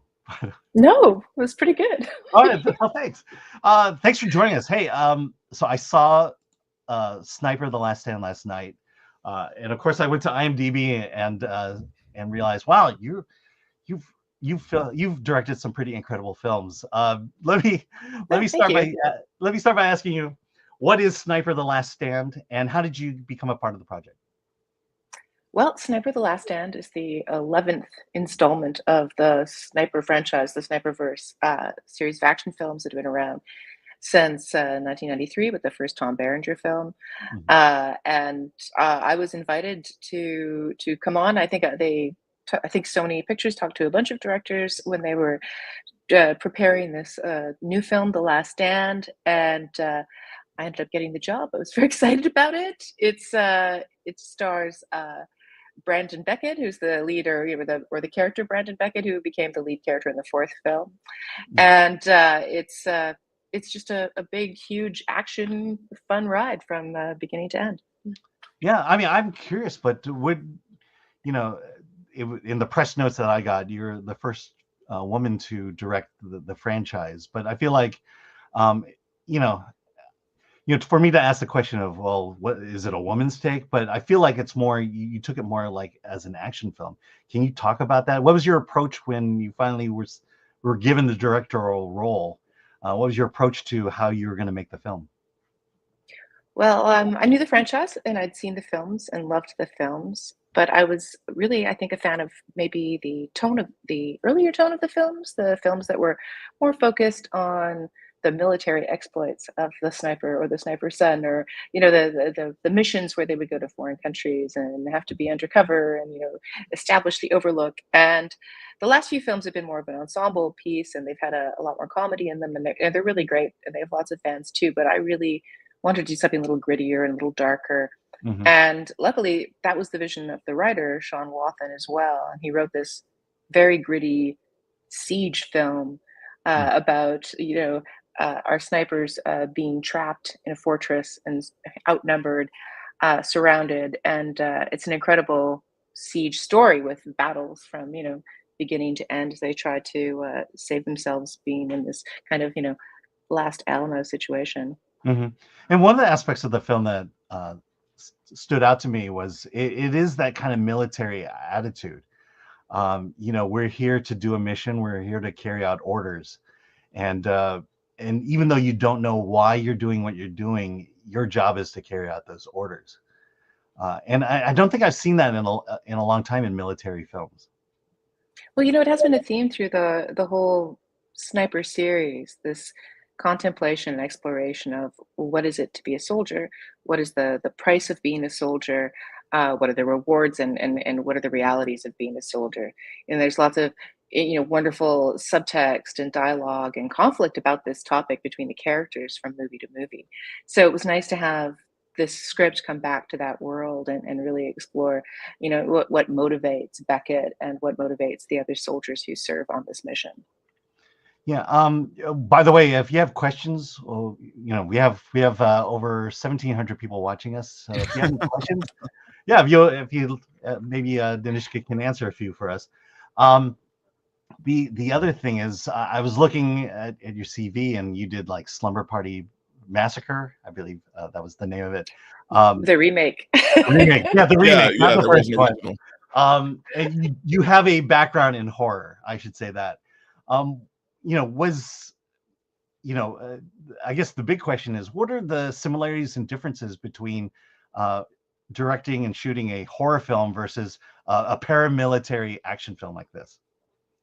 There's so much crossover. It's really interesting. When you're directing a horror movie, you spend a lot of time planning the major kill sequences. How does this character get killed? What are the practical effects involved? Because I really love practical effects. I don't like to use a lot of VFX in my horror films. So it's all about, doing life casts and doing dummies and having blood rigs and having explosives and like all the various things and the multiple versions of a weapon. If you have a kill in a horror movie, you need 6 versions of that sort. You need a soft one, you need a hard one, you need a breakaway.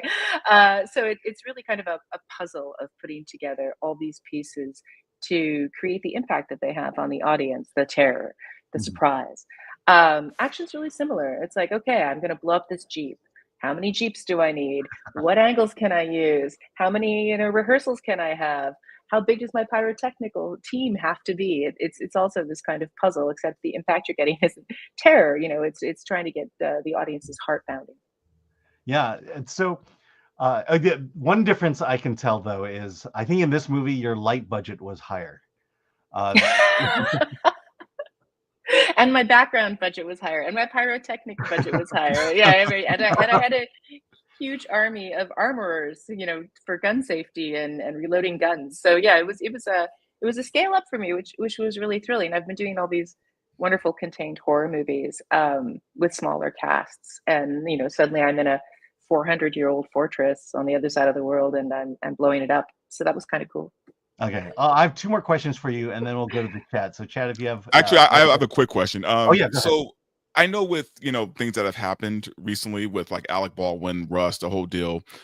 You coming off of horror and going into something like this, were you a little apprehensive about dealing with guns on set, or was there like an uneasy feeling about it? That's a great question because, we are going through the aftermath of Rust right now, and it's really impacted the industry. But I'd worked with guns before Rust. I've had guns on set many, many times and never had any safety issues. The protocols, if you have a good armorer, the protocols on set are incredibly strict, and we follow them. The way the protocols were ignored and broken on Rust was actually shocking. When I read the news coverage and the testimonies from the trial, I couldn't believe how they'd ignored their safety protocols. They were doing things on a regular basis that would be a firing offense on any other film that followed safety. So I feel really safe on set with guns, in the same way I feel safe on set with, vehicles or, Sure. stunt work or giant cranes. You have to invest in safety. You have to empower your crew. You have to make sure you follow those rules. But we did have this conversation because when I got hired for Sniper, I made it really clear I want to use real guns. I want to use blanks. I want to use squibs. I want to do real explosions. I don't want to fake it.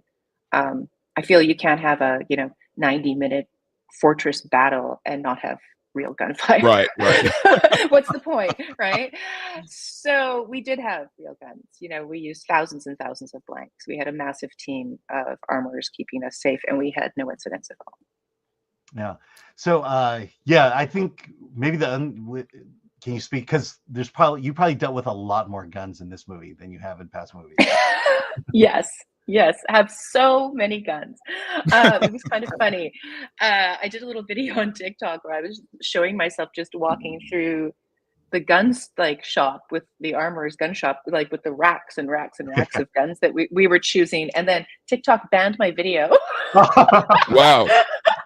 Wow, that's crazy. I'm like, they're prop guns. It's a movie set, but it's, I guess, alarmed somebody. It was pretty wild, and so many different kinds of guns, and the opportunity to choose guns that reflect the character, the personality of the different characters. And one of the things I did right away when I got the job and I got to set was I arranged some time on the shooting range to bring out the Hero sniper rifle, because we have this massive ShyTac M300 Praetorian. It's like, I can't even show you how big it is. It's a really, really big gun. And I'd never fired anything like that in my life. I grew up firing rifles on the farm with my parents and my grandparents, but not a obviously massive 408 sniper rifle. So I said, let's take that out, myself and the writer and the DP, and let's fire some rounds and let's see how it behaves, because I don't have firsthand knowledge of that, and I want to portray it authentically. I want to show what it looks like. What's the recoil like? What's the sound like when you shoot a weapon of that size? So we took it out and we fired it for a couple of hours, and it was really informative, and it gave me a lot of information that I didn't have before I did that research. There's a percussive hit when you fire a gun that large, and it throws air and dust, around the person who's firing. So we tried to recreate that on set, even when we were firing blanks, which don't have the same kind of percussive impact. Yeah. And I assume with a military film like this, you probably had some of the best coordinators to kind of guide you through this. So that also helps. We had a huge crew. I mean, our stunt coordinator, Annalie Mueller, looked after all of our teams who did the fight choreography, the safety, the rigging, any of our ratchet pulls and wire work, and she looked after that. But we also had a whole armor department, and then we had military consultants, and they ran our boot camp and taught all our actors how to move, how to handle their weapons, how to take their weapons apart, how to load their weapons. We did that for a week before we even got to set, just so everybody had some time with their particular weapons and learned the proper way to use them. Yeah, that kind of leads into my next question. As these movies tend to do, the opening sequence is a very complicated, military sequence, where they're, laying siege, and the question I have, and very action oriented. The question I have is, at what point is that sequence fully conceptualized? Is it in the script? Is it days before shooting it? I'm kind of curious at what point of planning, is it in your mind that this is how this scene is going to come off, or the sequence is going to? Yeah, it's different for every film. And on this film, when I got the script was amazing. I was so excited. It was the best script anyone's ever sent me that I had to do a job interview for. So I really, really wanted the job because I just thought the structure was fantastic. The characters were so interesting. The action sequences, the battles were so well written. And it's hard to write an action film because you're trying to express a lot of things on paper that are so very visual. So that opening sequence was pretty much there. What really changes, I guess, once it comes into my hands and I start, taking the ideas to set, is finding the locations, finding the most visually interesting locations to set the different beats. And we were shooting a location called the Castle of Good Hope in Cape Town, South Africa, which is massive and interesting. And the government here was very generous and gave us the run of the whole, massive fortress. So part of the opening sequence is in this underground tunnel. And I kind of thought, well, we might have to build that tunnel. It might have to be a set, but we actually used the 400-year-old tunnel under the castle, which was really, really hard to access because you can only get to it from manholes. So, and it's very dark down there and kind of wet, a lot of bugs too. So our entire cast and crew and support and camera and everything would have to go down one at a time down this long manhole and then walk, for quite a long distance down this dark tunnel to get to the area where we were filming. So it wasn't an easy location, but I thought it looked just amazing. It had such great visual image to it, and the sounds, when you're in a really ancient tunnel, are also amazing. There's a ricochet from footsteps and water dripping, and it's very immersive. Oh wow, yeah, that was wow, that tunnel. Okay, I remember that scene very well. One last question from me before we go to the chat, but you directed the Banana Splits movie. Yes, I did. Killer animatronic toys. Yeah, I am old enough to know who the Banana Splits were. And when that movie came out, I've been having a hard time trying to find it, but we were able to review it, and it got great reviews from us. Just the amazing concept, and the fact that it's the Banana Splits. And the question I have is, how did that project come about? And is the rumor true? Was this the original Five Nights at Freddy's script? Yeah, I've read that rumor, and it's totally not true, because I came onto the project very early before we even had a script. We had basically a concept and an outline. And when I got the job, I gave notes on that outline, and we actually changed some major things right away. We did a gender swap for there was a little girl who was the lead, and then I made it a little boy, and we changed some of the interaction and added another character. And then the writers wrote the script. So it wasn't a rewrite from the Five Nights at Freddy's, but I can see how that rumor would happen, because Warner Brothers had owned the rights to the Five Nights at Freddy's concept that they were going to develop into a movie, and then I guess they lost the rights, and then the rights went around, went to Blumhouse, and even went to another place. But yeah, it's not true. And how did that come about then? It fascinates me that it's about the Banana Splits, which apparently there's very few of us who remember them. And then it's not that you know them, because I didn't. When I got the call for the job interview for that one, I had never heard of the Banana Splits. I didn't know them. So I had to go and do a whole bunch of research, and it's great. I found them on YouTube, and I watched a whole bunch of the original episodes, and really got quite addicted to it. But how that came about was it's pretty wild. It's such a wacky show. It was really crazy and inspiring. I had the lunch a lot of material. Oh, no way. Okay, so who was your favorite Banana Split? Wow. Honestly, I was so young back then. I forget the characters' names. I just remember the Snorky, elephant. Trooper. Yeah. But it was so just crazy. the craziest show I'd ever seen, and I had to have been 6 or 7 at the time when I saw it. Well, all of those shows were weird, man. The Sid and Marty Krofft stuff, it was, it was a weird time. So I could see how you can spawn a horror film off of that stuff back then, because it was all nightmare fuel. Yeah, you're totally right. It was creepy. It was also that was the area of creepy dolls and creepy toys, and you see stuff in the secondhand shop now from that era, and it's the kids actually played with these things. Yeah. I know, right? They're so disturbing. Well, Sigmund and the Sea Monster is practically a horror show for kids. Yeah, right. It would translate well. All right, let's go to the chat. the nerd far away. Hail, Ms. Esterhazy. If one wanted to get into film as a hobby, where is a good place to start? Oh, that's a great question. Well, when I got my start, I joined a film cooperative. There's a film cooperative where I grew up called the Winnipeg Film Group, which is, a bunch of wannabe filmmakers who get together, and the basic concept of it is that they make short films regularly, and everybody volunteers and takes a different role on set with each short film. So when I was in that group, one day I'd be operate the boom, another day I'd light the set, the other day I made coffee, another time I'd make shop for costumes, another time I'd drive the equipment truck. And then when it came time for me to write and direct a short film, all the people I volunteered for came and volunteered, and they worked as my crew. And there's a lot of little organizations like that around the world. I lived in San Francisco for a while, and there was a group there called Scary Cow, which was basically the same concept of, trading volunteerism to crew up and make short films. And if you can find a film community, I think that's the absolute best way to start, because it's, you can do a lot on your own, but doing it with a community and with other aspiring filmmakers is probably the most enjoyable way to do it. Yeah, I've interviewed a lot of indie filmmakers who talk about these co-ops. Some in Florida, Atlanta, Chicago. They are everywhere. England and Great Britain and Ireland, they have co-ops as well. And so, like you say, they're everywhere. And again, it's all about. And they have gear. You can use their gear, so it's really good. You don't have to buy the gear or own the gear. Yeah, one guy or one gal owns a camera, and so use them. All right, Solomon Thornton. Greetings, Madame Danishka. What was your creative process for this film? Yeah, did you have a philosophy in terms of action going into the film?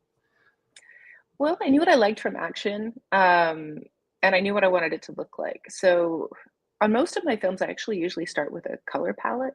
I do a deep dive into films I like in that genre, and I look at a lot of fine art and photography, and I go into shop deck, and I usually come up with a pretty clear palette of what the different tones are going to be in the film. And I try to keep it consistent so that, as we move around from location to location and the intensity of the scene goes up and down, we still kind of feel we're in the same story.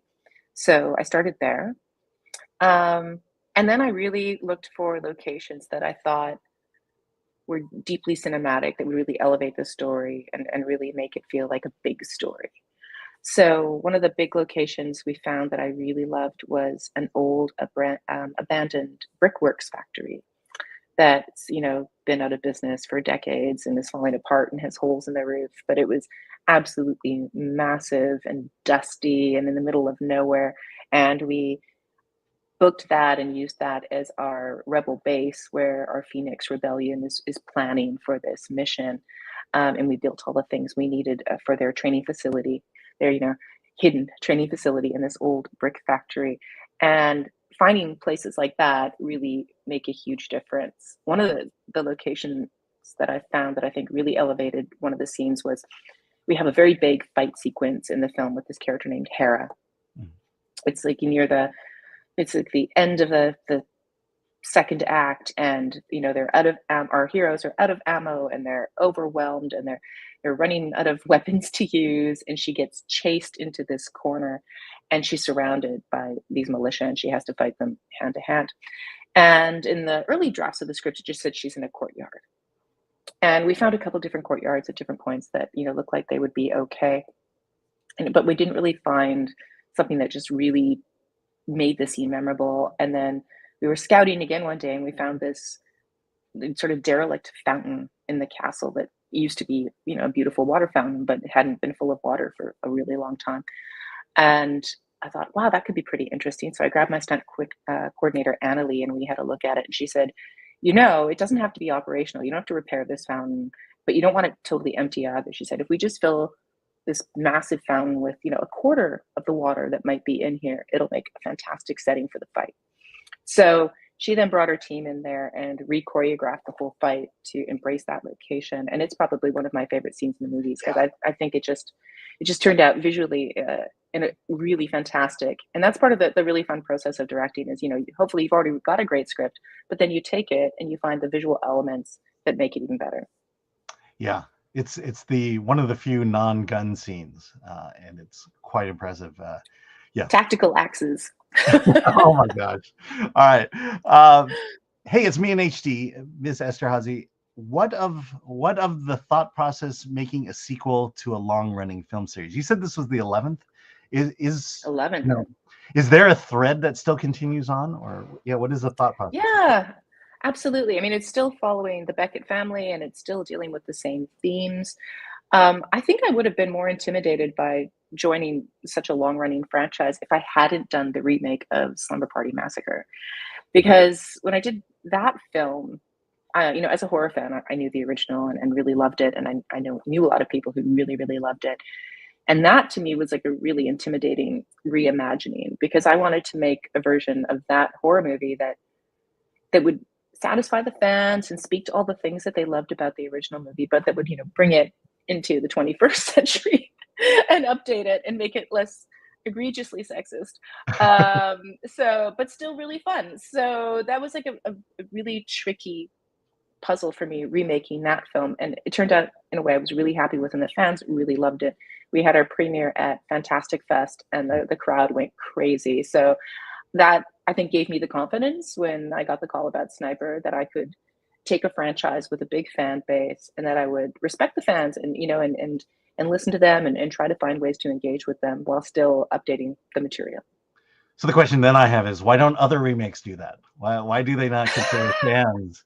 Why don't they consider fans of the originals? It's Star Wars. Yeah, I know. Like sometimes you think, sometimes I guess people get really excited with their own ideas, and they just think, oh, if I take it in a totally different new direction, won't I look interesting? My creativity will be, I don't know, applauded. Mm-hmm. But it's such a waste, because you want to engage with the fan base. I'm a fangirl. I love movies and I love genre, and I understand, where that passion comes from. I go to Comic-Cons and I go to genre festivals, and I'm out there going crazy in the audience with everybody else. So you don't want to ignore the fans. You want to be in a conversation with them. You want to be having fun with them. Yeah, and we know you're not talking about Rian Johnson. Justin Cook, she had me at practical effects. Yes, that's the other thing. This heavy reliance on CG, because even to today, it still looks fake. Yeah, it's tough. Even with a really big budget, it's hard. It's hard to make it feel satisfying. There's something so satisfying about practical effects, even when they're imperfect. Mm-hmm. Even if you can see the seam or the blood rig, or deconstruct it yourself and how the parts were put together, there's just something more visceral about it, and something more enjoyable. Yeah, maybe it's the low tech. I don't know. Well, and also I just think people are tired of the high CGI. They're mm-hmm. Because again, there's that uncanny valley point where we understand that it's fake, but in a way that we really dislike. Like, we could take seeing a sound boom sticking out of the scene, right?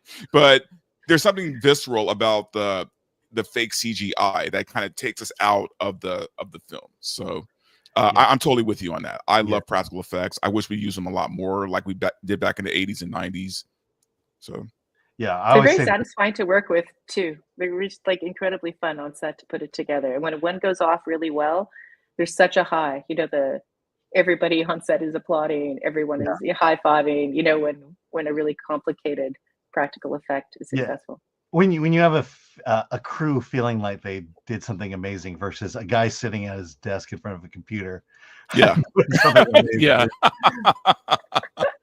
Yeah, I mean, that was one of the amazing things about Sniper. We'd have a lot of scenes where there's explosives, and those scenes take a really long time because of safety, right? So the safety crew has to go in there, the pyro team has to go in there, they have to sign off on everything. There's lots of safety briefings from the AD department and lots of rehearsals, and then everybody has to get behind their barriers. So you're filming at this glacial pace because you have to do that to be safe. But then when it actually works, it's amazing. It's like nothing else. It's the best sandbox in the world.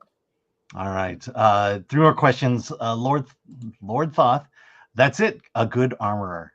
I just saw a documentary called Safe Set. safe sets, and they go into the rust accident. And the thing that the armorer was the one who got convicted, but the producers didn't. And the doc lines out exactly the things that went wrong that led to the accident. And the armorer was a part of it, but a small part of it from the overall accident. And that's the shame of it all. They chose money over safety.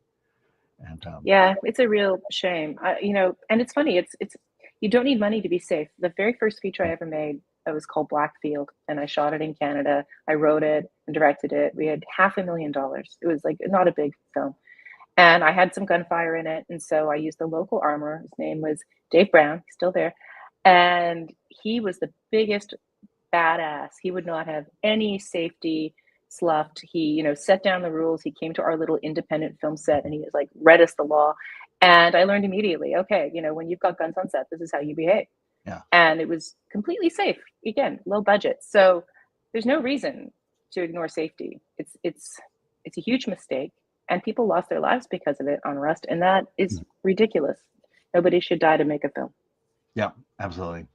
Let's see. Hayes, me and Aishi, Ms. Esterhazy, kudos on your dedication to your behind-the-scenes prep and work, something sorely lacking from most filmmakers, in my opinion. Yeah, we talked to Catherine Hardwick, and she has a whole seminar called "Fix It and Prep." She's amazing. I've taken one of her master classes. Yeah, she's brilliant. Yeah. All right, Patrick Lemire, did you use the prop guns with the built-in LED muzzle flash? Those look really good on film. Sound people like them since gunpowder are loud and make sound design harder. I actually love the sound of real guns firing on set. I think they sound amazing. We used a lot of production sound for our guns.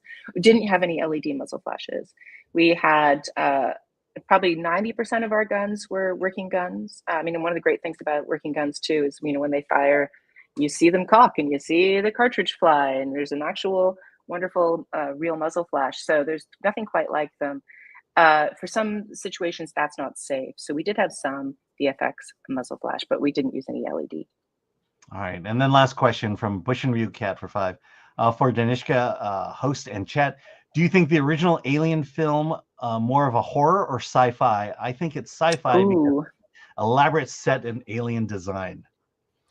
Well, I love the first Alien movie so hard, and I don't know if it's sci-fi or horror. It's the most perfect blend of the two. It's such a great film, and it really holds up. I rewatch it all the time, and I'm almost kind of sad that there's new Alien movies, because that first one is just so brilliant and wonderful, and it will always hold a special place in my heart. All right. Well, just you mentioning practical effects and respecting the fans, I think you've won over a lot of us. How can we see Sniper: The Last Stand? So it's out right now in digital. You can watch Sniper: The Last Stand on Apple, on Amazon, on Google, on Sony Pictures. It's having a physical release coming out on the 28th, which I'm really excited about because I'm a bit of a physical media nut. And it will continue to be released through more channels and through streaming for the rest of the year. So I hope people check it out. I hope they enjoy it. I had a lot of fun making it.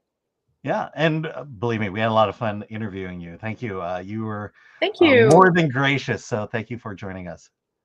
It was so nice talking with you both.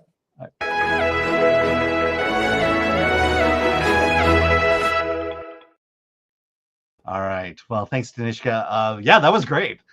Yeah, she's really cool, man. Yeah, I saw it last night. Very good. You watch these military films, these paramilitary films, and I couldn't help but think, why don't we make films like this anymore? The way military should have been run for the last few years, the respect for authority, the need to follow orders, do your mission, and save lives. And so, but but here's the thing, man. I those like old propaganda movies from the 80s, the America versus the Reds, that whole thing, and the Rockies, the missing in action, all those 80s movies where we're just like gun-ho America. The thing about those movies are, they were entertaining, and they were totally propaganda. But the cool thing about those kind of movies, though, is that even though they're movies, they gave you like this assurance that our military is strong, you know? And it at least gave us that idea of that, right? And then you look at kind of like what the military is today. And I'm not shaming any of our, men and women who are, serving right now, but the way y'all have been portrayed is it doesn't instill the confidence that we used to have back in the day. And that's because of what they've been doing in the films now. Yeah, even the anti-military movies like Oliver Stone and Francis Ford Coppola, even they went through and respected the military and at least got those elements right before they commentated on it. Well, they made you question the war, not the soldiers. Yeah. Right. Like that's the thing. It's like they made you question the wars themselves. Yeah. Yeah. The training and the heroics that these people had to go through, following orders without knowing why they're there. Oh yeah. Like you look at a movie like Black Hawk Down. I mean, it's like, we probably should not have been there.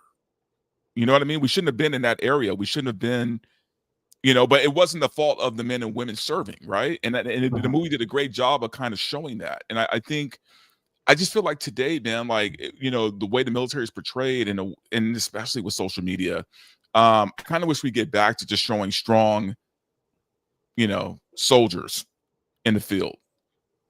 Yeah. Okay. So one last thing I forgot to do. So we'll probably need to clip this at the end of the Flight Risk quiz. But Chris last night did an out of the theater reaction to Flight Risk, and I wanted to share that with you. What do you think Chris will say about this movie? I think I think he would like it. I think he liked it. I think so too. I think so too. But I've been surprised in the past, especially with Peter Pan. I would be shocked if Chris didn't like this movie. Okay, here we go. Let's see what Chris thinks. Okay, I just got on Flight Risk with Mark Wahlberg, Topher Grace, and Dollar Store Carrie Ann Moss. Apparently she's in Downton Abbey. It's a dumb thriller from the 90s. It's stupid and fun. The audience actually applauded at the end, which I found surprising. But oddly, I had a good time. But it's incredibly stupid. Mark Wahlberg looks goofy bald, so I don't know what to make of that. But I don't know. I hope to see it on a flight someday, playing in the background. I think that might be fun. But it's a January movie, so everything is craptacular. One thing that was distracting is the amount of digital effects, and they were bad. There's like a digital moose. Some of the locations look very digital, so I thought the effects were kind of distractingly bad, along with Mark Wahlberg's bald head. But I'm exhausted. I still haven't packed for Sundance yet. So, but Alan and Dante, I'll be watching. So have a good show without me. See you guys later. Peace. Okay, so he didn't like it as much as we did. I feel like it was probably shot in the volume, which might be part of the comments he's making. Yeah, I can see that. I mean, look, I guess I didn't notice the digital effects all that much, but and maybe that's a good thing. Maybe it's a good thing I didn't pay attention to it. Yeah, because clearly they weren't in the air when they shot the movie. It was done on set. That's why I think it was done in the volume. And look, I think there is nostalgia for the 80s and 90s. We're certainly showing it. The two films we reviewed today, definitely 80s and 90s movies. And I think that's where the low budget, when you see a slew of low budget movies coming out, you're going to see that. That's why I say I think Section 31 fits more in the 80s and 90s than it does today. I think, look, I will predict people are going to hate Section 31, and a lot of it has to do with the fact of the state of current Star Trek. But I think if you saw it in a vacuum, or if you saw it during the time of Deep Space Nine, you probably will not hate it as much as people are going to hate it right now, because apparently people really do hate it, and I just can't get myself there yet. Well, they just hate current Star Trek, period, man. And I think this falls in line with that, because I think you're right. I think in another time and place, somebody's like even God, what's that Star Wars show right now? Oh, Skeleton Crew. Skeleton Crew. It probably would have played better 12 years ago, right? Yeah. Mm-hmm. Like people would have been more forgiving. They would have been like, "Oh, it's a kid's Star Wars show, okay." But because we've gotten so much crap for the past 10 to 15 years, man, I think people are just done. So even something like this that could be good, they're not going to really give it a chance, Yeah. I mean, the look of and the feel of it reminded me a lot of the Buck Rogers TV series, which I loved. Yeah, loved it, but you didn't take it seriously. It certainly had all its plot holes. Oh, absolutely. But it had Aaron Gray. Yeah, Aaron Gray. But the first Section 31 feels like a subpar pilot episode. But there are times in it where I felt like, oh, this has potential to become a subpar sci-fi movie that could actually get a full season, maybe a one season. And it is a movie, not a TV show, right? Yeah, but when you watch it, it's definitely the look and feel of a pilot, of a 90-minute pilot. Okay. Yeah. Okay. Well, we got to end it here, Dante. Tell us where we can see you. Yeah, let's see. Today's Friday, so tomorrow night you guys could catch me with Yellow Flash, most likely. Sunday I'll be with George the Giant Slayer, and I will be having my making a return with my own videos next week. So hopefully this concussion will wear off very soon, because I'm already feeling loopy. But yeah, that's where you guys can find me. Right. Yeah, and I got the weekend off. We'll be back Monday Versus. We're going to react to the Oscar nominations on Versus. And then, the Hollywood on Rocks Wednesday. And then we're reviewing next week the great film known as Companion and Dogman. Actually, I'm looking forward to Companion. So, yeah, I think I will actually watch this one. So there you go.